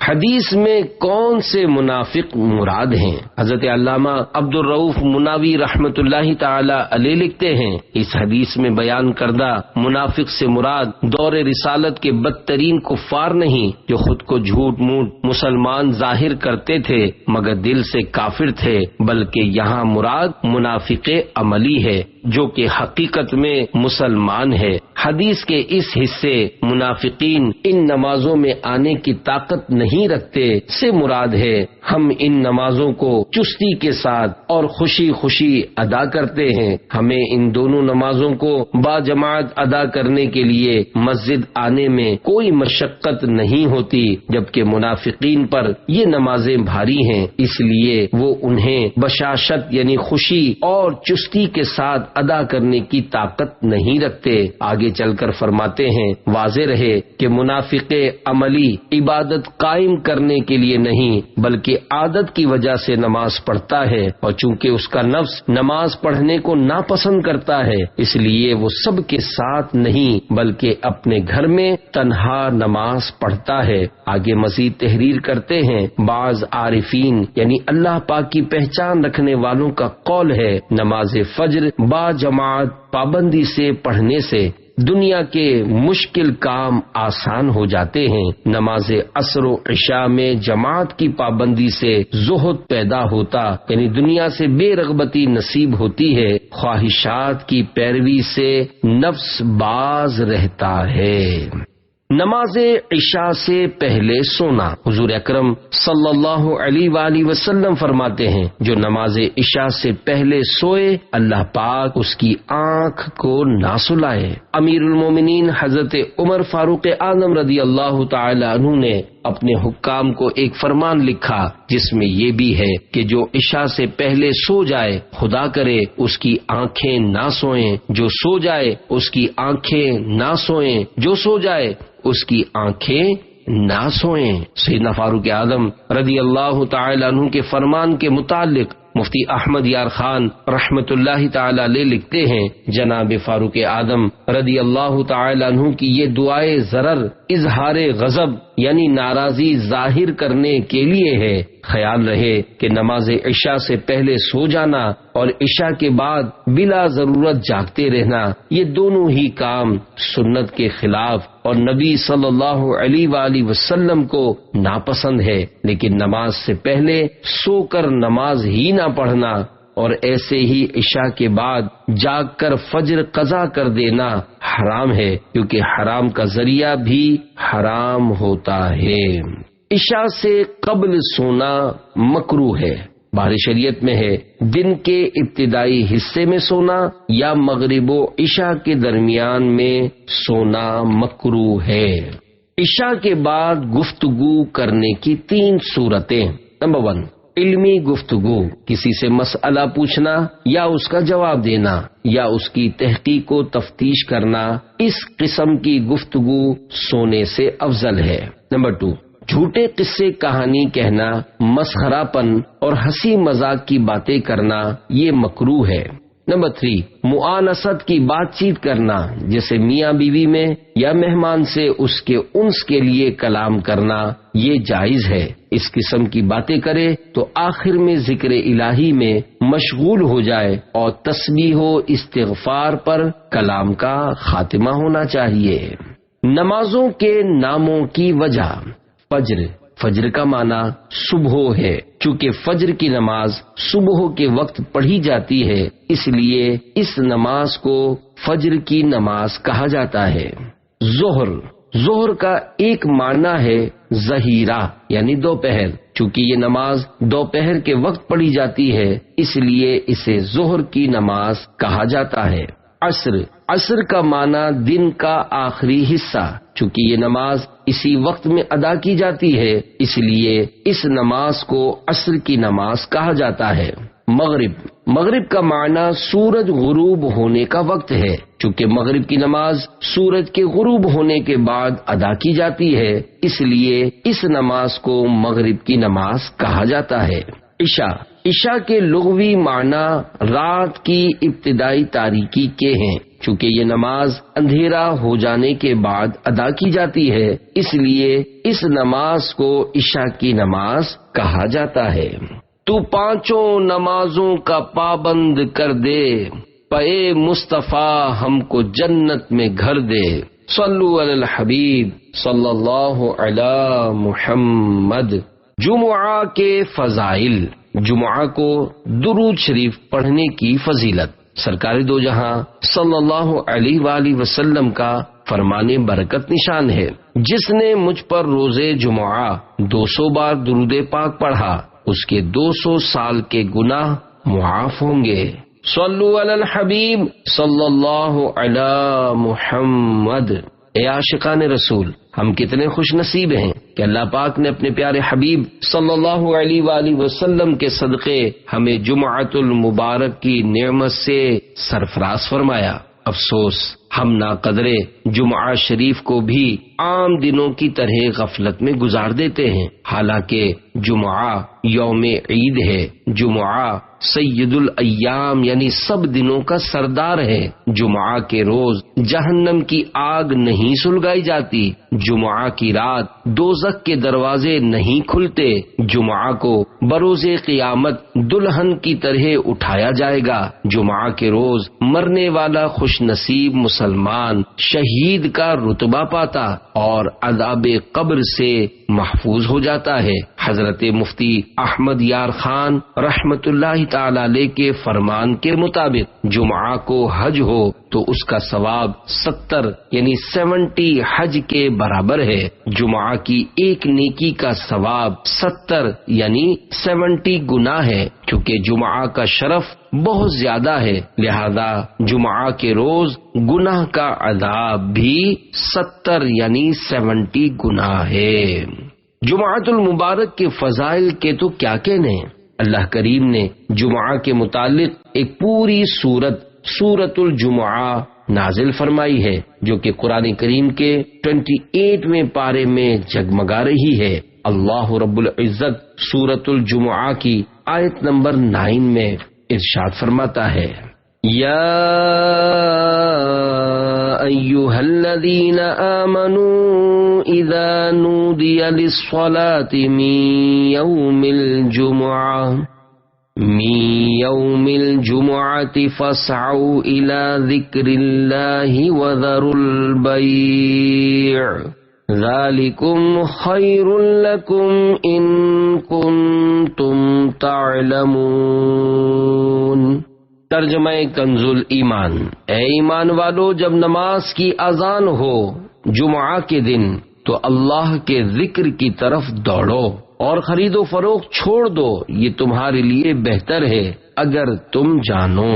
آقا صلی اللہ علیہ وآلہ وسلم نے پہلا جمعہ کب ادا فرمایا؟ صدر الفاضل حضرت علامہ مولانا سید محمد نعیم الدین مراد آبادی رحمت اللہ تعالی علیہ فرماتے ہیں، حضور علیہ السلام جب ہجرت کر کے مدینہ طیبہ تشریف لائے تو 12 ربیع الاول 622 سنہ عیسوی روز دوشنبہ یعنی پیر شریف کو چاشت کے وقت مقام قباء میں اقامت فرمائی یعنی ٹھہرے۔ دوشنبہ یعنی پیر شریف، سہ شنبہ یعنی منگل، چہار شنبہ یعنی بدھ، پنج شنبہ یعنی جمعرات یہاں قیام فرمایا اور مسجد کی بنیاد رکھی۔ روز جمعہ مدینہ طیبہ کا عزم یعنی سفر فرمایا۔ نبی بنی سالم ابن عوف کے بطن وادی میں جمعہ کا وقت آیا، اس جگہ کو لوگوں نے مسجد بنایا۔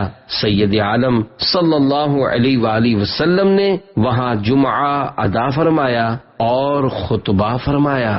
الحمدللہ آج بھی اس جگہ پر شاندار مسجد جمعہ قائم ہے اور زائرین حصول برکت کے لیے اس کی زیارت کرتے اور وہاں نوافل ادا کرتے ہیں۔ جمعہ کے معنی، حکیم الامت حضرت مفتی احمد یار خان رحمت اللہ تعالی علیہ فرماتے ہیں، حضرت آدم علیہ السلام کی مٹی اسی دن جمع ہوئی، نیز اس دن میں لوگ جمع ہو کر نماز جمعہ ادا کرتے ہیں۔ ان وجوہ یعنی ریزن سے اسے جمعہ کہتے ہیں۔ اسلام سے پہلے اہل عرب اسے عروبہ کہتے تھے۔ سرکار صلی اللہ علیہ وآلہ وسلم نے تقریباً 500 جمعے پڑھے۔ حضرت مفتی احمد یار خان رحمت اللہ تعالی علیہ فرماتے ہیں، نبی کریم صلی اللہ علیہ وآلہ وسلم نے تقریباً 500 جمعے پڑھے ہیں، اس لیے کہ جمعہ بعد ہجرت شروع ہوا، جس کے بعد 10 سال آپ صلی اللہ علیہ وآلہ وسلم کی ظاہری زندگی شریف رہی۔ اس عرصے میں جمعے اتنے ہی ہوتے ہیں۔ 3 جمعے سستی سے چھوڑے، اس کے دل پر مہر۔ اللہ کے محبوب صلی اللہ علیہ وآلہ وسلم کا فرمان عبرت نشان ہے، جو شخص 3 جمعہ کی نماز سستی کے سبب چھوڑے، اللہ پاک اس کے دل پر مہر کر دے گا۔ جمعہ فرض عین یعنی جس کا ادا کرنا عاقل و بالغ مسلمان مرد پر ضروری ہے، اور اس کی فرضیت ظہر سے زیادہ مؤکد یعنی تاکیدی ہے، اور اس کا منکر یعنی انکار کرنے والا کافر ہے۔ امامت کا مصلی، پیارے پیارے اسلامی بھائیوں، نماز جمعہ کے لیے کافی پہلے پہنچ جانے، پہلے صف پانے اور تکبیر اولیٰ کا ثواب کمانے کا ذہن بنانے کے لیے عاشقان رسول کی مدنی تحریک دعوت اسلامی کے مدنی ماحول کو اپنائے رہیے۔ آئیے مدنی بہار سنیے۔ پھالیاں پنجاب کے قریبی علاقے میں رہنے والے نوجوان اسلامی بھائی دعوت اسلامی سے وابستہ ہونے سے پہلے ڈرامے اور فحش فلمیں دیکھنے اور گانے باجے سننے کے عادی تھے۔ ان کی کمر میں درد رہنے لگا تو اس کا گناہوں بھرا علاج انہوں نے شراب نوشی میں ڈھونڈا۔ نمازیں پڑھنا تو ایک طرف، انہیں نماز پڑھنے کا درست طریقہ تک معلوم نہیں تھا، لیکن ان کا ضمیر انہیں ملامت کرتا رہتا کہ مسلمان ہو کر مجھے نماز پڑھنا نہیں آتی۔ ایسے میں دعوت اسلامی کے ایک مبلغ ان کی ورک شاپ پر کام کرنے کے لیے ملازم ہوئے تو انہیں مبلغ دعوت اسلامی کا امامہ، داڑھی اور سنت پر عمل کرنا بہت پسند آیا کہ یہ نوجوان عام لوگوں سے کتنا مختلف ہے۔ اسلامی بھائی کی صحبت رنگ لانے لگی اور وہ ان کو بھی ترغیب دے کر نماز کے لیے مسجد میں لے جاتے۔ رمضان کا مہینہ آیا تو مبلغ دعوت اسلامی کی ترغیب پر انہوں نے عاشقان رسول کے ساتھ اعتکاف کیا، گناہوں سے تائب ہوئے اور عید کے موقع پر 3 دن کے مدنی قافلے میں سفر بھی کیا۔ اعتکاف میں وہ دعوت اسلامی کے رنگ میں رنگ گئے، پھر 41 دن 41 ڈیز کا مدنی قافلہ کورس بھی کیا۔ بعد میں ذہن بنا تو 12 ماہ کے مدنی قافلے میں سفر بھی کیا۔ بالآخر امامت کورس کرنے کے بعد ایک مسجد میں امامت کی۔ ان کے وسیلے سے دعوت اسلامی کی برکتیں اہل خانہ کو بھی ملی اور الحمدللہ گھر میں مدنی ماحول بن گیا۔ انشاءاللہ بھائی سدھر جاؤ گے، مدنی ماحول میں کر لو تم اعتکاف، مرض عصیاں سے چھٹکارا تم پاؤ گے، مدنی ماحول میں کر لو تم اعتکاف۔ صلو علی الحبیب صلی اللہ علی محمد۔ جمعہ کے امامے کی فضیلت، سرکار دو عالم صلی اللہ علیہ وآلہ وسلم کا ارشاد گرامی ہے، بے شک اللہ پاک اور اس کے فرشتے جمعہ کے دن امامہ باندھنے والوں پر درود بھیجتے ہیں۔ اللہ پاک اور فرشتوں کے درود بھیجنے کے معنی، اے عاشقان نماز، بیان کردہ حدیث پاک میں اللہ پاک اور اس کے فرشتوں کا جمعہ کے دن امامہ شریف باندھنے والوں پر درود بھیجنے کا ذکر ہے۔ یاد رہے، اس سے معروف درود مراد نہیں، بلکہ اللہ پاک کا اپنے بندوں پر درود بھیجنے کا مطلب ہے رحمت نازل فرمانا، اور فرشتوں کے درود بھیجنے کا مطلب ہے استغفار کرنا یعنی مغفرت طلب کرنا۔ ایک جمعہ 70 جمعوں کے برابر۔ حضرت سیدنا ابن عمر رضی اللہ تعالی عنہما سے روایت ہے کہ رسول اللہ صلی اللہ علیہ وآلہ وسلم نے ارشاد فرمایا، امامے کے ساتھ ایک جمعہ بے امامے کے 70 جمعوں کے برابر ہے، شفا داخل ہوتی ہے۔ حضرت عبداللہ ابن مسعود رضی اللہ تعالی عنہ فرماتے ہیں، جو شخص جمعہ کے دن اپنے ناخن کاٹتا ہے، اللہ پاک اس سے بیماری نکال کر شفا داخل کر دیتا ہے۔ 10 دن تک بلاؤں سے حفاظت۔ حضرت مولانا امجد علی اعظمی رحمت اللہ تعالی علیہ فرماتے ہیں، حدیث پاک میں ہے، جو جمعہ کے روز ناخن ترشوائے یعنی کٹوائے، اللہ پاک اس کو دوسرے جمعے تک بلاؤں سے محفوظ رکھے گا، اور 3 دن زائد یعنی 10 دن تک۔ ایک روایت میں یہ بھی ہے کہ جو جمعہ کے دن ناخن ترشوائے یعنی کٹوائے تو رحمت آئے گی، گناہ جائیں گے۔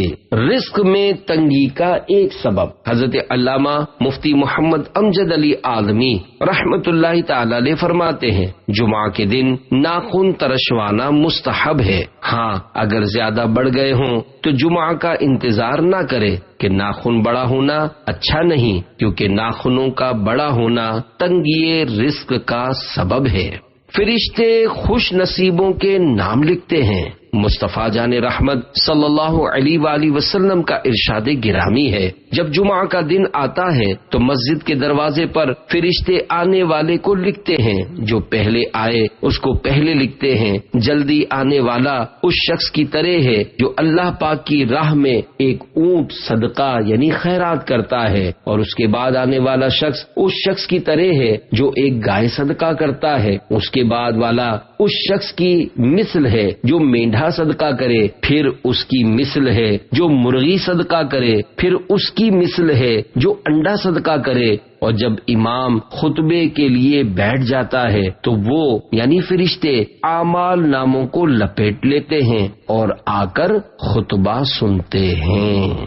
شرح حدیث، حضرت مفتی احمد یار خان رحمت اللہ تعالی علیہ فرماتے ہیں، بعض علماء نے فرمایا کہ ملائکہ جمعہ کی طلوع فجر سے کھڑے ہوتے ہیں، بعض کے نزدیک آفتاب چمکنے یعنی سورج نکلنے سے، مگر حق یہ ہے کہ سورج ڈھلنے یعنی ابتدائے وقت ظہر سے شروع ہوتے ہیں، کیونکہ اسی وقت سے وقت جمعہ شروع ہوتا ہے۔ معلوم ہوا کہ وہ فرشتے سب آنے والوں کے نام جانتے ہیں۔ خیال رہے کہ اگر اولن 100 یعنی 100 آدمی ایک ساتھ مسجد میں آئیں تو وہ سب اول یعنی پہلے آنے والے ہیں۔ پہلی صدی میں جمعہ کا جذبہ، حضرت سیدنا امام محمد بن محمد غزالی رحمت اللہ تعالی علیہ فرماتے ہیں، پہلی صدی میں سحری کے وقت اور فجر کے بعد راستے لوگوں سے بھرے ہوئے دیکھے جاتے تھے، وہ چراغ لیے ہوئے نماز جمعہ کے لیے جامع مسجد کی طرف جاتے، گویا عید کا دن ہو، یہاں تک کہ نماز جمعہ کے لیے جلدی جانے کا سلسلہ ختم ہو گیا۔ پس کہا گیا کہ اسلام میں جو پہلی بدعت ظاہر ہوئی وہ جامع مسجد کی طرف جلدی جانا چھوڑنا ہے۔ افسوس، مسلمانوں کو کسی طرح یہودیوں سے حیا نہیں آتی کہ وہ لوگ اپنی عبادت گاہوں کی طرف ہفتے اور اتوار کے دن صبح سویرے جاتے ہیں، نیز دنیا کی کمائی چاہنے والے خرید و فروخت اور دنیاوی نفع حاصل کرنے کے لیے سویرے سویرے بازاروں کی طرف چل پڑتے ہیں، تو آخرت طلب کرنے والے ان سے مقابلہ کیوں نہیں کرتے؟ غریبوں کا حج، صحابی ابن صحابی حضرت سیدنا عبداللہ بن عباس رضی اللہ تعالی عنہما سے روایت ہے کہ سرکار دو عالم صلی اللہ علیہ وآلہ وسلم نے ارشاد فرمایا، جمعہ کی نماز مساکین کا حج ہے، اور دوسری روایت میں ہے کہ جمعہ کی نماز غریبوں کا حج ہے۔ جمعہ کے لیے جلدی نکلنا حج ہے۔ اللہ پاک کے آخری رسول صلی اللہ علیہ وآلہ وسلم نے ارشاد فرمایا، بلا شبہ تمہارے لیے ہر جمعہ کے دن میں ایک حج اور ایک عمرہ موجود ہے، لہذا جمعہ کی نماز کے لیے جلدی نکلنا حج ہے، اور جمعہ کی نماز کے بعد عصر کی نماز کے لیے انتظار کرنا عمرہ ہے۔ حج و عمرہ کا ثواب، حضرت سیدنا امام محمد بن محمد غزالی رحمت اللہ تعالی علیہ فرماتے ہیں، نماز جمعہ کے بعد عصر کی نماز پڑھنے تک مسجد ہی میں رہے، اور اگر نماز مغرب تک ٹھہرے تو افضل ہے۔ کہا جاتا ہے کہ جس نے جامع مسجد میں جمعہ ادا کرنے کے بعد وہیں رک کر نماز عصر پڑھی اس کے لیے حج کا ثواب ہے، اور جس نے وہیں رک کر مغرب کی نماز پڑھی اس کے لیے حج اور عمرے کا ثواب ہے۔ جہاں جمعہ پڑھا جاتا ہے اس کو جامع مسجد بولتے ہیں۔ سب دنوں کا سردار، ہم گناہگاروں کی شفاعت فرمانے والے مکی مدنی مصطفیٰ صلی اللہ علیہ وآلہ وسلم کا فرمان عالی شان ہے۔ جمعہ کا دن تمام دنوں کا سردار ہے اور اللہ پاک کے نزدیک سب سے بڑا ہے، اور وہ اللہ پاک کے نزدیک عید الاضحیٰ اور عید الفطر سے بڑا ہے۔ اس میں 5 خصوصیتیں ہیں۔ نمبر 1، اللہ پاک نے اسی میں آدم علیہ السلام کو پیدا کیا، اور نمبر 2، اسی میں زمین پر انہیں اتارا، اور نمبر 3، اسی میں انہیں وفات دی، اور نمبر 4، اس میں ایک ساعت یعنی گھڑی ایسی ہے کہ بندہ اس وقت جس چیز کا سوال کرے گا وہ اسے دے گا جب تک حرام کا سوال نہ کرے۔ نمبر 5، اسی دن میں قیامت قائم ہوگی، کوئی مقرب فرشتہ و آسمان و زمین اور ہوا و پہاڑ اور دریا ایسا نہیں کہ جمعہ کے دن سے ڈرتا نہ ہو۔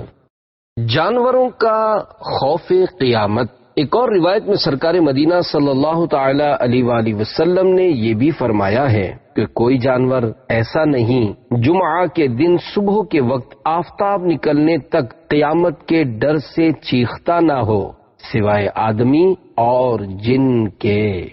دعا قبول ہوتی ہے۔ سرکار مکہ مکرمہ سردار مدینہ منورہ صلی اللہ تعالی علیہ وآلہ وسلم کا فرمان رحمت نشان ہے۔ جمعہ میں ایک ایسی گھڑی ہے کہ اگر کوئی مسلمان اسے پا کر اس وقت اللہ پاک سے کچھ مانگے تو اللہ پاک اس کو ضرور دے گا، اور وہ گھڑی مختصر ہے۔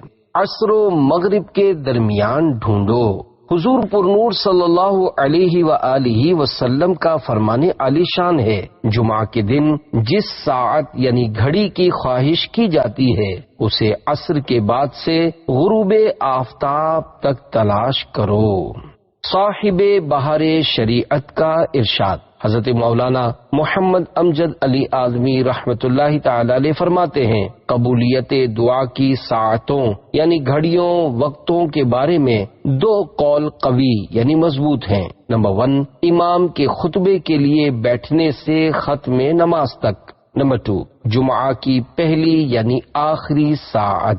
حکایت، حضرت سیدتنا فاطمہ الزہرا رضی اللہ تعالی عنہا اس وقت خود حجرے میں بیٹھتی اور اپنی خادمہ فضہ رضی اللہ تعالی عنہا کو باہر کھڑا کرتی۔ جب آفتاب ڈوبنے لگتا تو خادمہ آپ کو خبر دیتی۔ اس کی خبر پر سیدہ اپنے ہاتھ دعا کے لیے اٹھاتی۔ بہتر یہ ہے کہ اس ساعت میں کوئی جامع دعا مانگے، جیسے یہ قرآنی دعا، ربنا آتنا فی الدنیا حسنۃ وفی الآخرۃ حسنۃ وقنا عذاب النار۔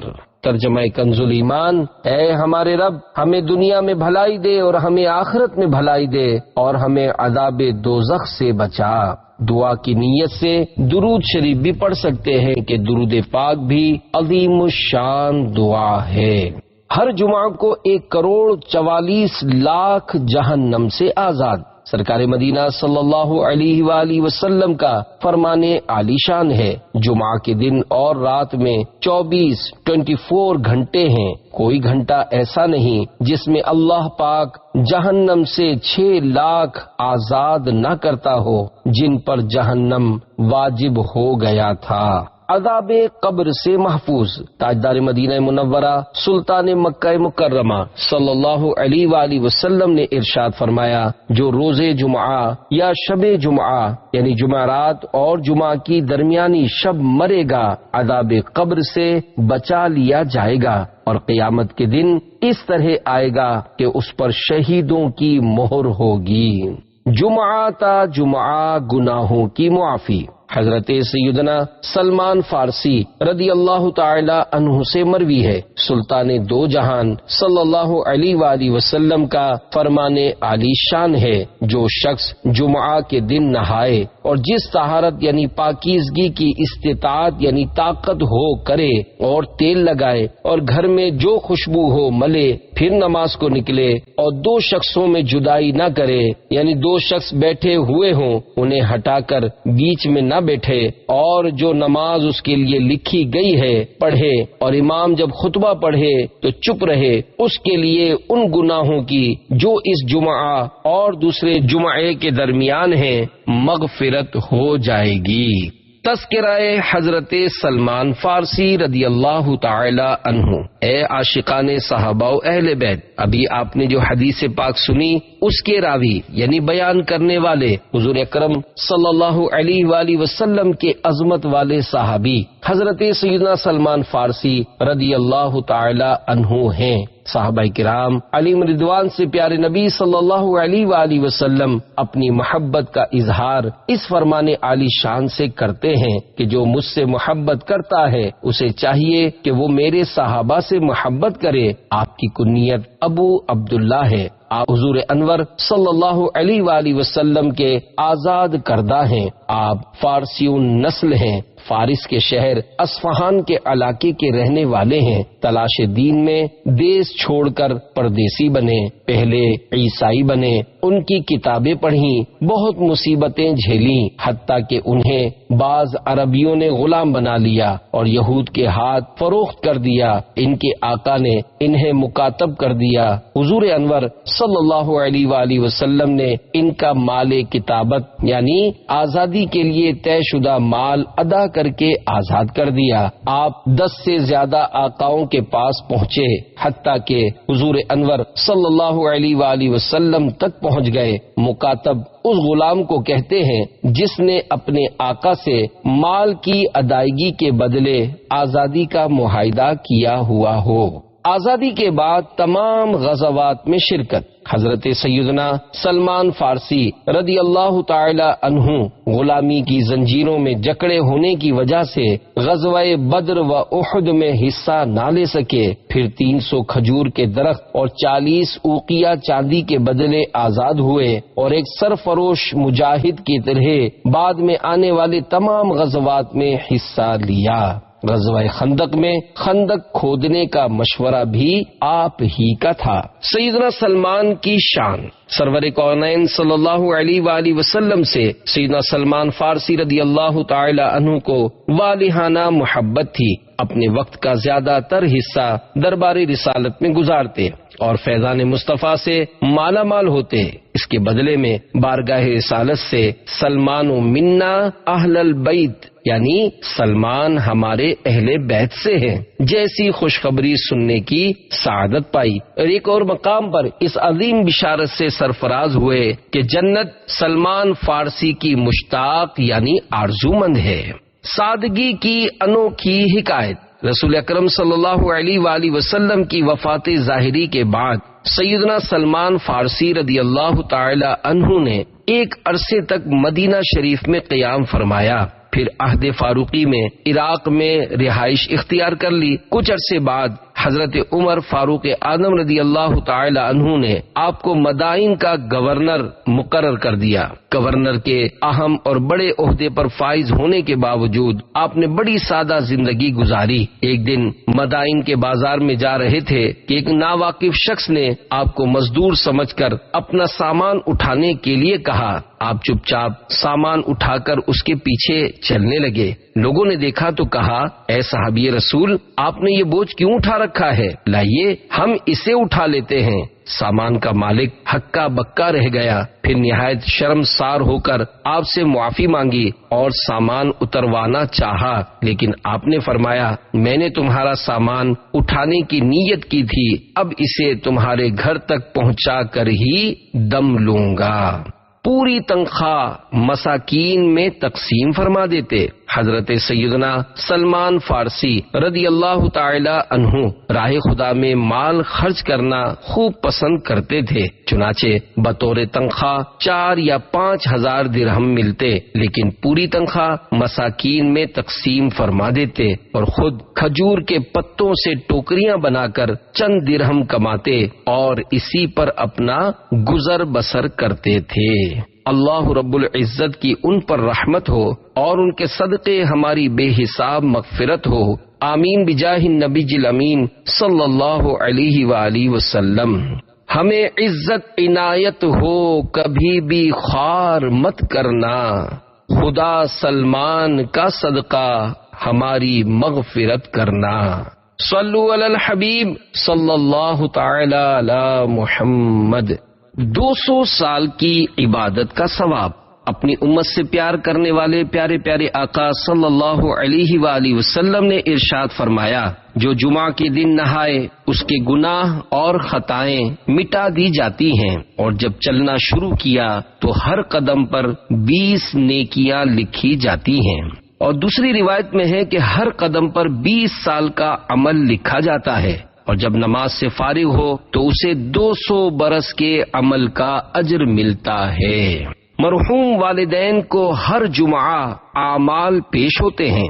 غم زدوں کے غم دور کرنے والے خوش اخلاق آقا صلی اللہ علیہ وآلہ وسلم نے ارشاد فرمایا، پیر اور جمعرات کو اللہ پاک کے حضور اعمال پیش ہوتے ہیں، اور انبیاء کرام علیہم السلام اور ماں باپ کے سامنے ہر جمعہ کو وہ نیکیوں پر خوش ہوتے ہیں، اور ان کے چہروں کی صفائی و تابش یعنی چمک دمک بڑھ جاتی ہے۔ تو اللہ سے ڈرو اور اپنے وفات پانے والوں کو اپنے گناہوں سے رنج نہ پہنچاؤ۔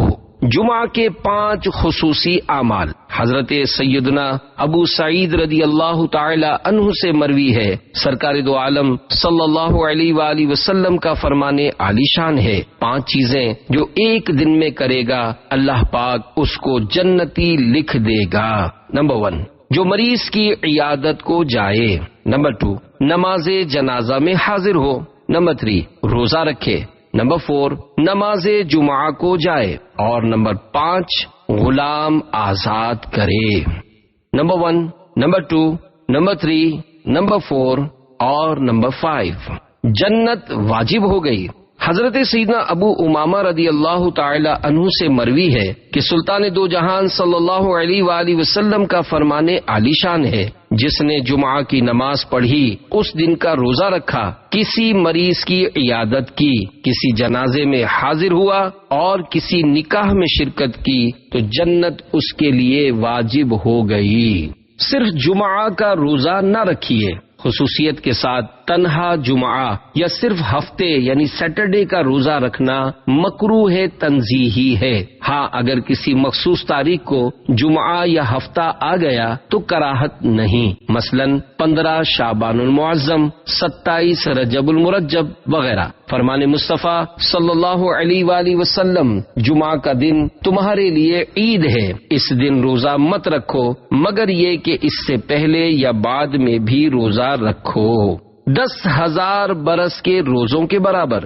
سرکار اعلی حضرت امام احمد رضا خان رحمت اللہ تعالی علیہ فرماتے ہیں، روزہ جمعہ یعنی جب اس کے ساتھ پنج شنبہ یعنی جمعرات کا یا شنبہ یعنی ہفتے کا روزہ بھی شامل ہو، مروی ہوا کہ 10,000 برس کے روزوں کے برابر ہے۔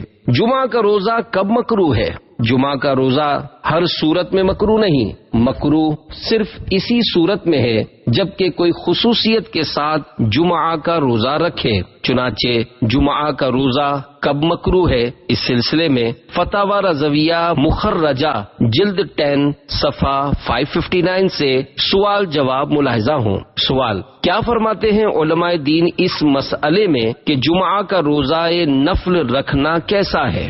ایک شخص نے جمعہ کا روزہ رکھا، دوسرے نے اس سے کہا جمعہ عید المؤمنین یعنی مسلمانوں کی عید ہے، روزہ رکھنا اس دن میں مکروہ ہے، اور باصرار بعد دوپہر کے روزہ توڑوا دیا۔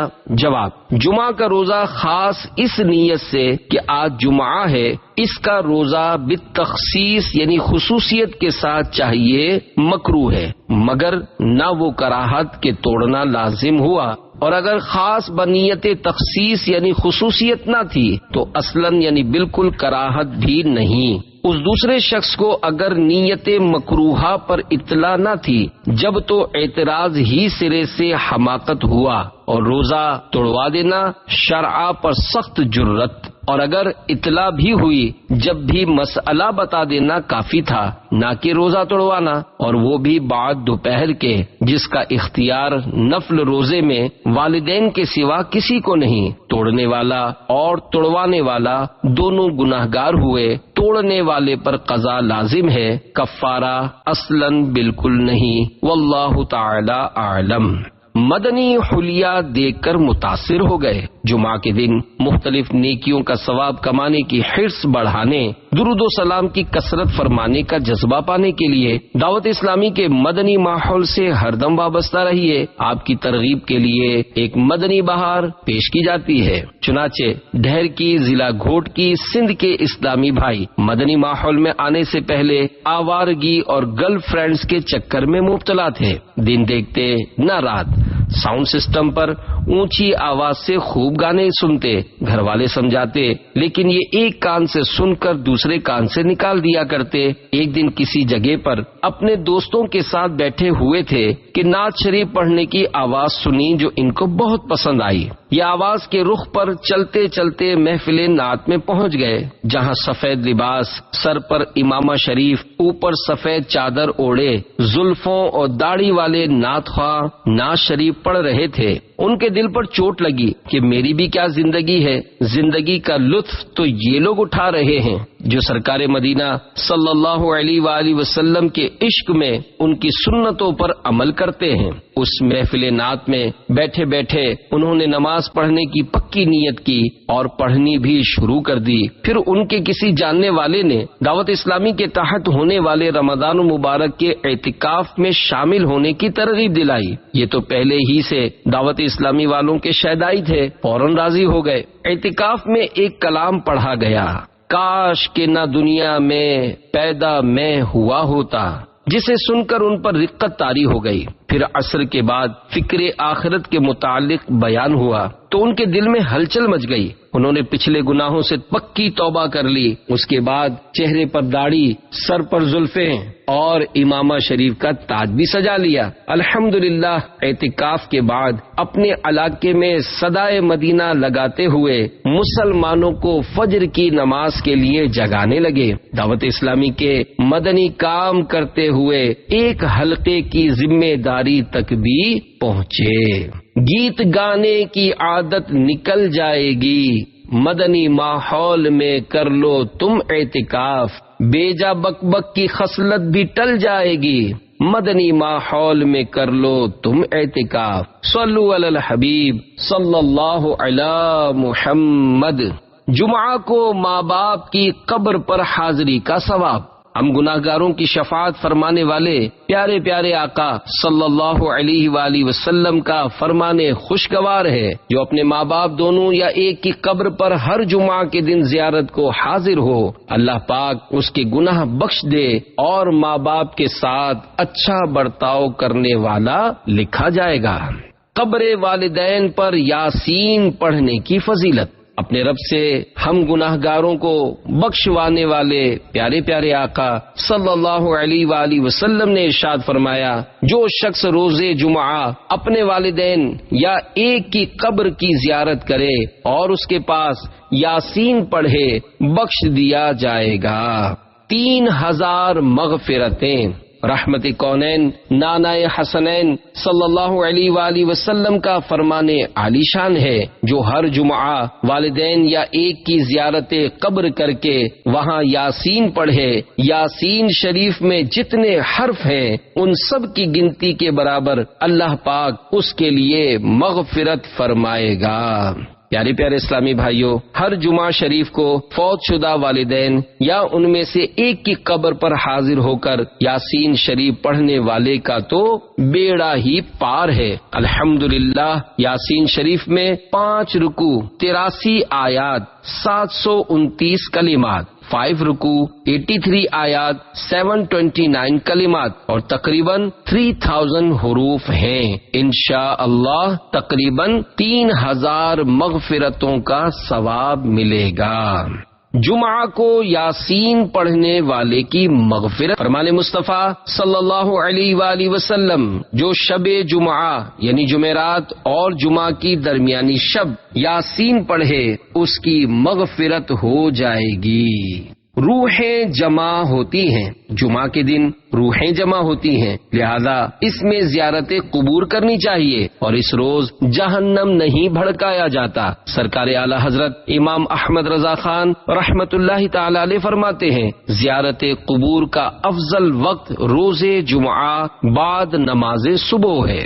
سورۃ الکہف کی فضیلت، صحابی ابن صحابی حضرت سیدنا عبداللہ ابن عمر رضی اللہ تعالی عنہما سے مروی ہے، نبی رحمت شفیع امت صلی اللہ علیہ وآلہ وسلم کا فرمان عالی شان ہے، جو شخص جمعہ کے روز سورۃ الکہف پڑھے اس کے قدم سے آسمان تک نور بلند ہوگا جو قیامت کو اس کے لیے روشن ہوگا، اور دو جمعوں کے درمیان جو گناہ ہوئے ہیں بخش دیے جائیں گے۔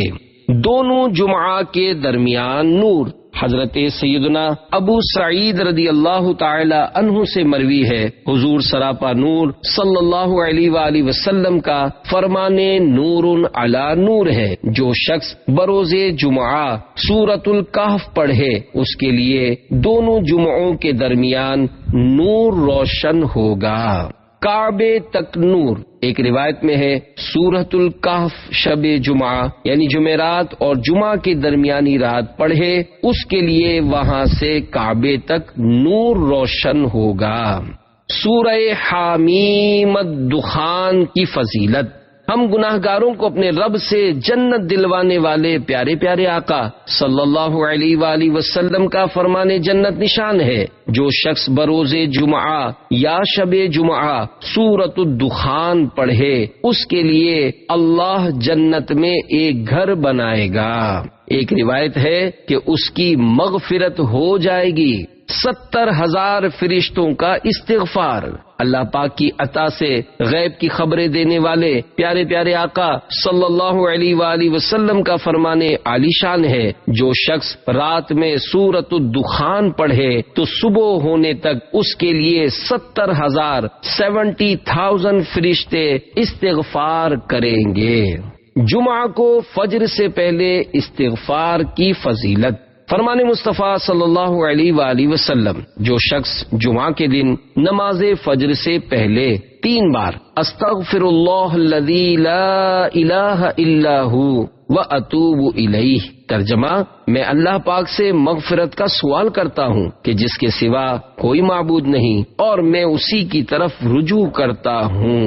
جو شخص جمعہ کے دن نماز فجر سے پہلے 3 بار استغفر اللہ الذی لا الہ الا ہو واتوب الیہ پڑھے اس کے گناہ بخش دیے جائیں گے، اگرچہ سمندر کی جھاگ سے زیادہ ہوں۔ نماز جمعہ کے بعد اللہ کریم پارہ 28 سورۃ الجمعہ کی آیت نمبر 10 میں ارشاد فرماتا ہے، فَإِذَا قُضِيَتِ الصَّلَاةُ فَانتَشِرُوا فِي الْأَرْضِ وَابْتَغُوا مِنْ فَضْلِ اللَّهِ وَاذْكُرُوا اللَّهَ كَثِيرًا لَعَلَّكُمْ تُفْلِحُونَ۔ ترجمہ کنز ایمان، پھر جب نماز جمعہ ہو چکے تو زمین میں پھیل جاؤ اور اللہ کا فضل تلاش کرو اور اللہ کو بہت یاد کرو، اس امید پر کہ فلاح یعنی کامیابی پاؤ۔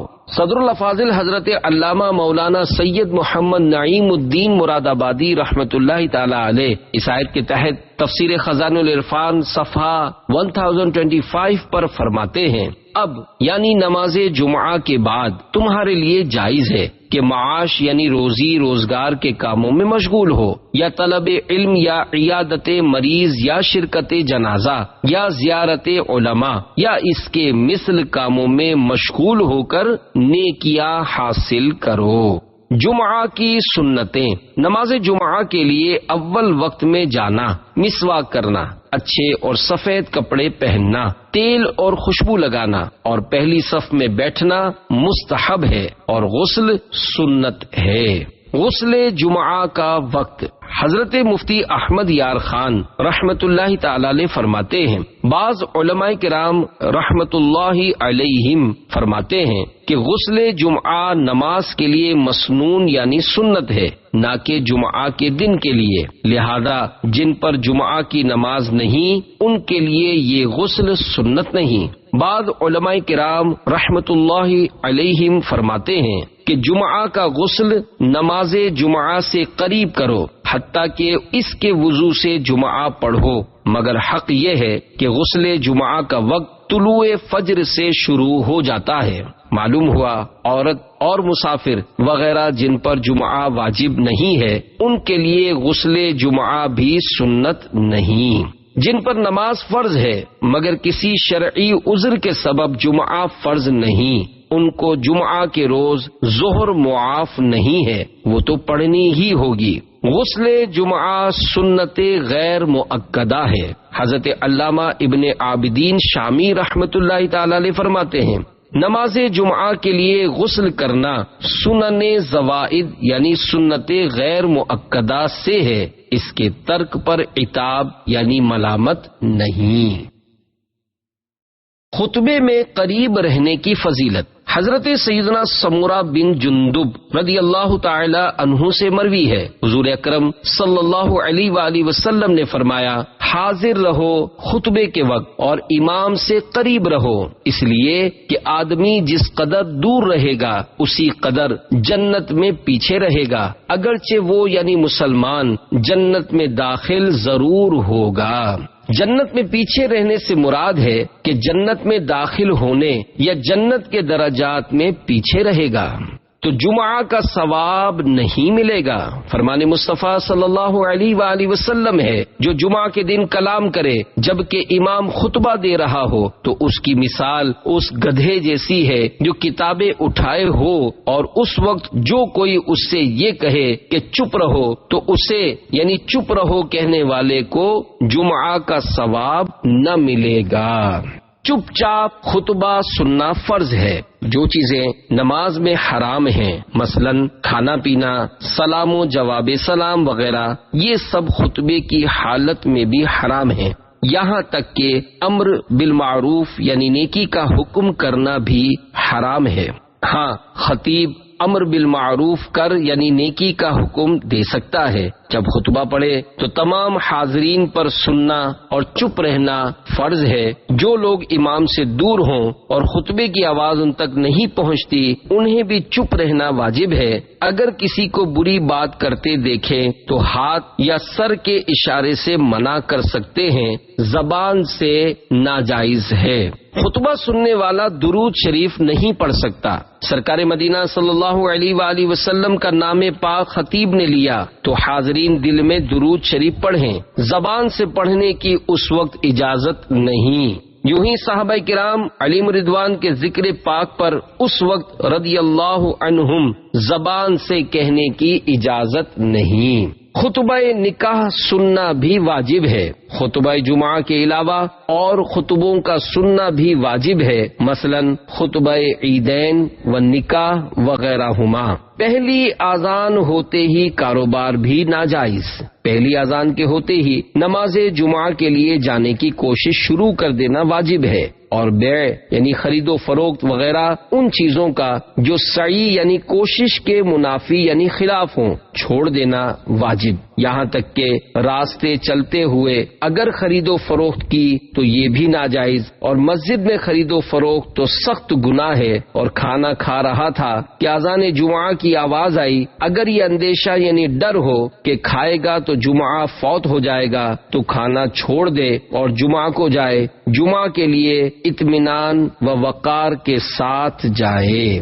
آج کل علم دین سے دوری کا دور ہے، لوگ دیگر عبادات کی طرح خطبہ سننے جیسی عظیم عبادت میں بھی غلطیاں کر کے کئی گناہوں کا ارتکاب کرتے ہیں، لہذا التجا ہے کہ ڈھیروں نیکیاں کمانے کے لیے ہر جمعہ کو خطیب صاحب قبل از اذان خطبہ منبر پر آنے سے پہلے یہ اعلان فرمائیں، بسم اللہ کے 7 حروف کی نسبت سے خطبے کے 7 مدنی پھول۔ فرمان مصطفیٰ صلی اللہ علیہ وآلہ وسلم، جس نے جمعہ کے دن لوگوں کی گردنیں پھلانگی اس نے جہنم کی طرف پل بنایا۔ اس کے ایک معنی یہ ہے کہ اس پر چڑھ چڑھ کر لوگ جہنم میں داخل ہوں گے۔ خطیب کی طرف منہ کر کے بیٹھنا سنت صحابہ ہے، لہذا جو صفوں میں دائیں بائیں بیٹھے ہیں وہ خطیب کے منبر کی طرف مڑ جائیں۔ بزرگان دین رحمت اللہ علیہم فرماتے ہیں 2 زانوں جیسے التحیات میں بیٹھتے ہیں اس طرح بیٹھ کر خطبہ سنے۔ پہلے خطبے میں ہاتھ باندھے، دوسرے میں زانوں یعنی رانوں پر ہاتھ رکھے تو انشاءاللہ 2 رکعت کا ثواب ملے گا۔ اعلی حضرت امام احمد رضا خان رحمت اللہ علیہ فرماتے ہیں خطبے میں حضور اقدس صلی اللہ علیہ وآلہ وسلم کا نام پاک سن کر دل میں درود پڑھیں کہ زبان سے سکوت یعنی خاموشی فرض ہے۔ در مختار میں ہے خطبے میں کھانا پینا، بات کرنا، اگرچہ سبحان اللہ کہنا، سلام کا جواب دینا یا نیکی کی بات بتانا حرام ہے۔ اعلی حضرت رحمت اللہ علیہ فرماتے ہیں بحالت خطبہ چلنا حرام ہے، یہاں تک کہ علماء کرام رحمت اللہ علیہم فرماتے ہیں کہ اگر ایسے وقت آیا کہ خطبہ شروع ہو گیا تو مسجد میں جہاں تک پہنچا وہیں رک جائے، آگے نہ بڑھے کہ یہ عمل ہوگا، اور حال خطبہ میں کوئی عمل روا یعنی جائز نہیں۔ اعلی حضرت رحمت اللہ علیہ فرماتے ہیں خطبے میں کسی طرف گردن پھیر کر دیکھنا بھی حرام ہے۔ وہ دعوت اسلامی میں کیسے آئے؟ جمعہ کے فضائل سے خوب نفع اٹھانے اور منقول قرآنی صورتیں پڑھنے کا جذبہ پانے کے لیے عاشقان رسول کی مدنی تحریک دعوت اسلامی کے مدنی ماحول سے ہر دم وابستہ رہیے۔ آئیے ایک مدنی بہار سنیے اور جھومیے۔ دعوت اسلامی میں آنے سے پہلے واہ کینٹ کے نوجوان اسلامی بھائی بہت سے دوسرے نوجوانوں کی طرح موبائل فون کے رسیا تھے۔ اپنے موبائل پر گانے سنتے، فلمیں دیکھتے، رات کو دیر تک دوستوں کے ساتھ آوارہ گردی کرتے، تاخیر سے سوتے تو تاخیر سے اٹھتے، فجر اور باقی نمازیں بھی قضا کر دیتے۔ والد صاحب فوت ہو چکے تھے، ماں کے سمجھانے پر سمجھتے نہیں تھے۔ ان کے محلے میں کچھ دعوت اسلامی والے رہتے تھے جنہوں نے ان پر انفرادی کوشش کی کہ آپ عاشقان رسول کی صحبت میں فیضان مدینہ میں اعتکاف کریں، وہاں پر بہت کچھ سیکھنے کو ملے گا جس میں نماز کا درست طریقہ، قرآن پاک صحیح پڑھنا وغیرہ شامل ہے۔ یوں یہ اپنے شہر کے مدنی مرکز فیضان مدینہ کے اندر اعتکاف کرنے میں کامیاب ہو گئے، اور جب اعتکاف سے واپس آئے تو الحمدللہ گناہوں سے توبہ کر چکے تھے، نماز پڑھنے لگے اور اپنی والدہ کے فرما بردار بھی بن گئے۔ ذیلی مشاورت کے نگران کی حیثیت سے دعوت اسلامی کے مدنی کام کرنے کی سعادت بھی ملی۔ بھائی گر چاہتے ہو نمازیں پڑھیں، مدنی ماحول میں کر لو تم اعتکاف، نیکیوں میں تمنا ہے آگے بڑھوں، مدنی ماحول میں کر لو تم اعتکاف۔ صلو علی الحبیب صلی اللہ علی محمد۔ جسم کو کمزور کرنے والی چیزیں، اطباء کہتے ہیں یہ چیزیں بدن کو کمزور کر سکتی ہیں۔ فکر و غم زیادہ کرنا، نہار منہ زیادہ پانی پینا، کبھی کبھار تھوڑا سا پانی پی لینا نقصان دہ نہیں، اور ترش یعنی کھٹی چیزیں کثرت سے کھانا۔ صلو علی الحبیب صلی اللہ علی محمد۔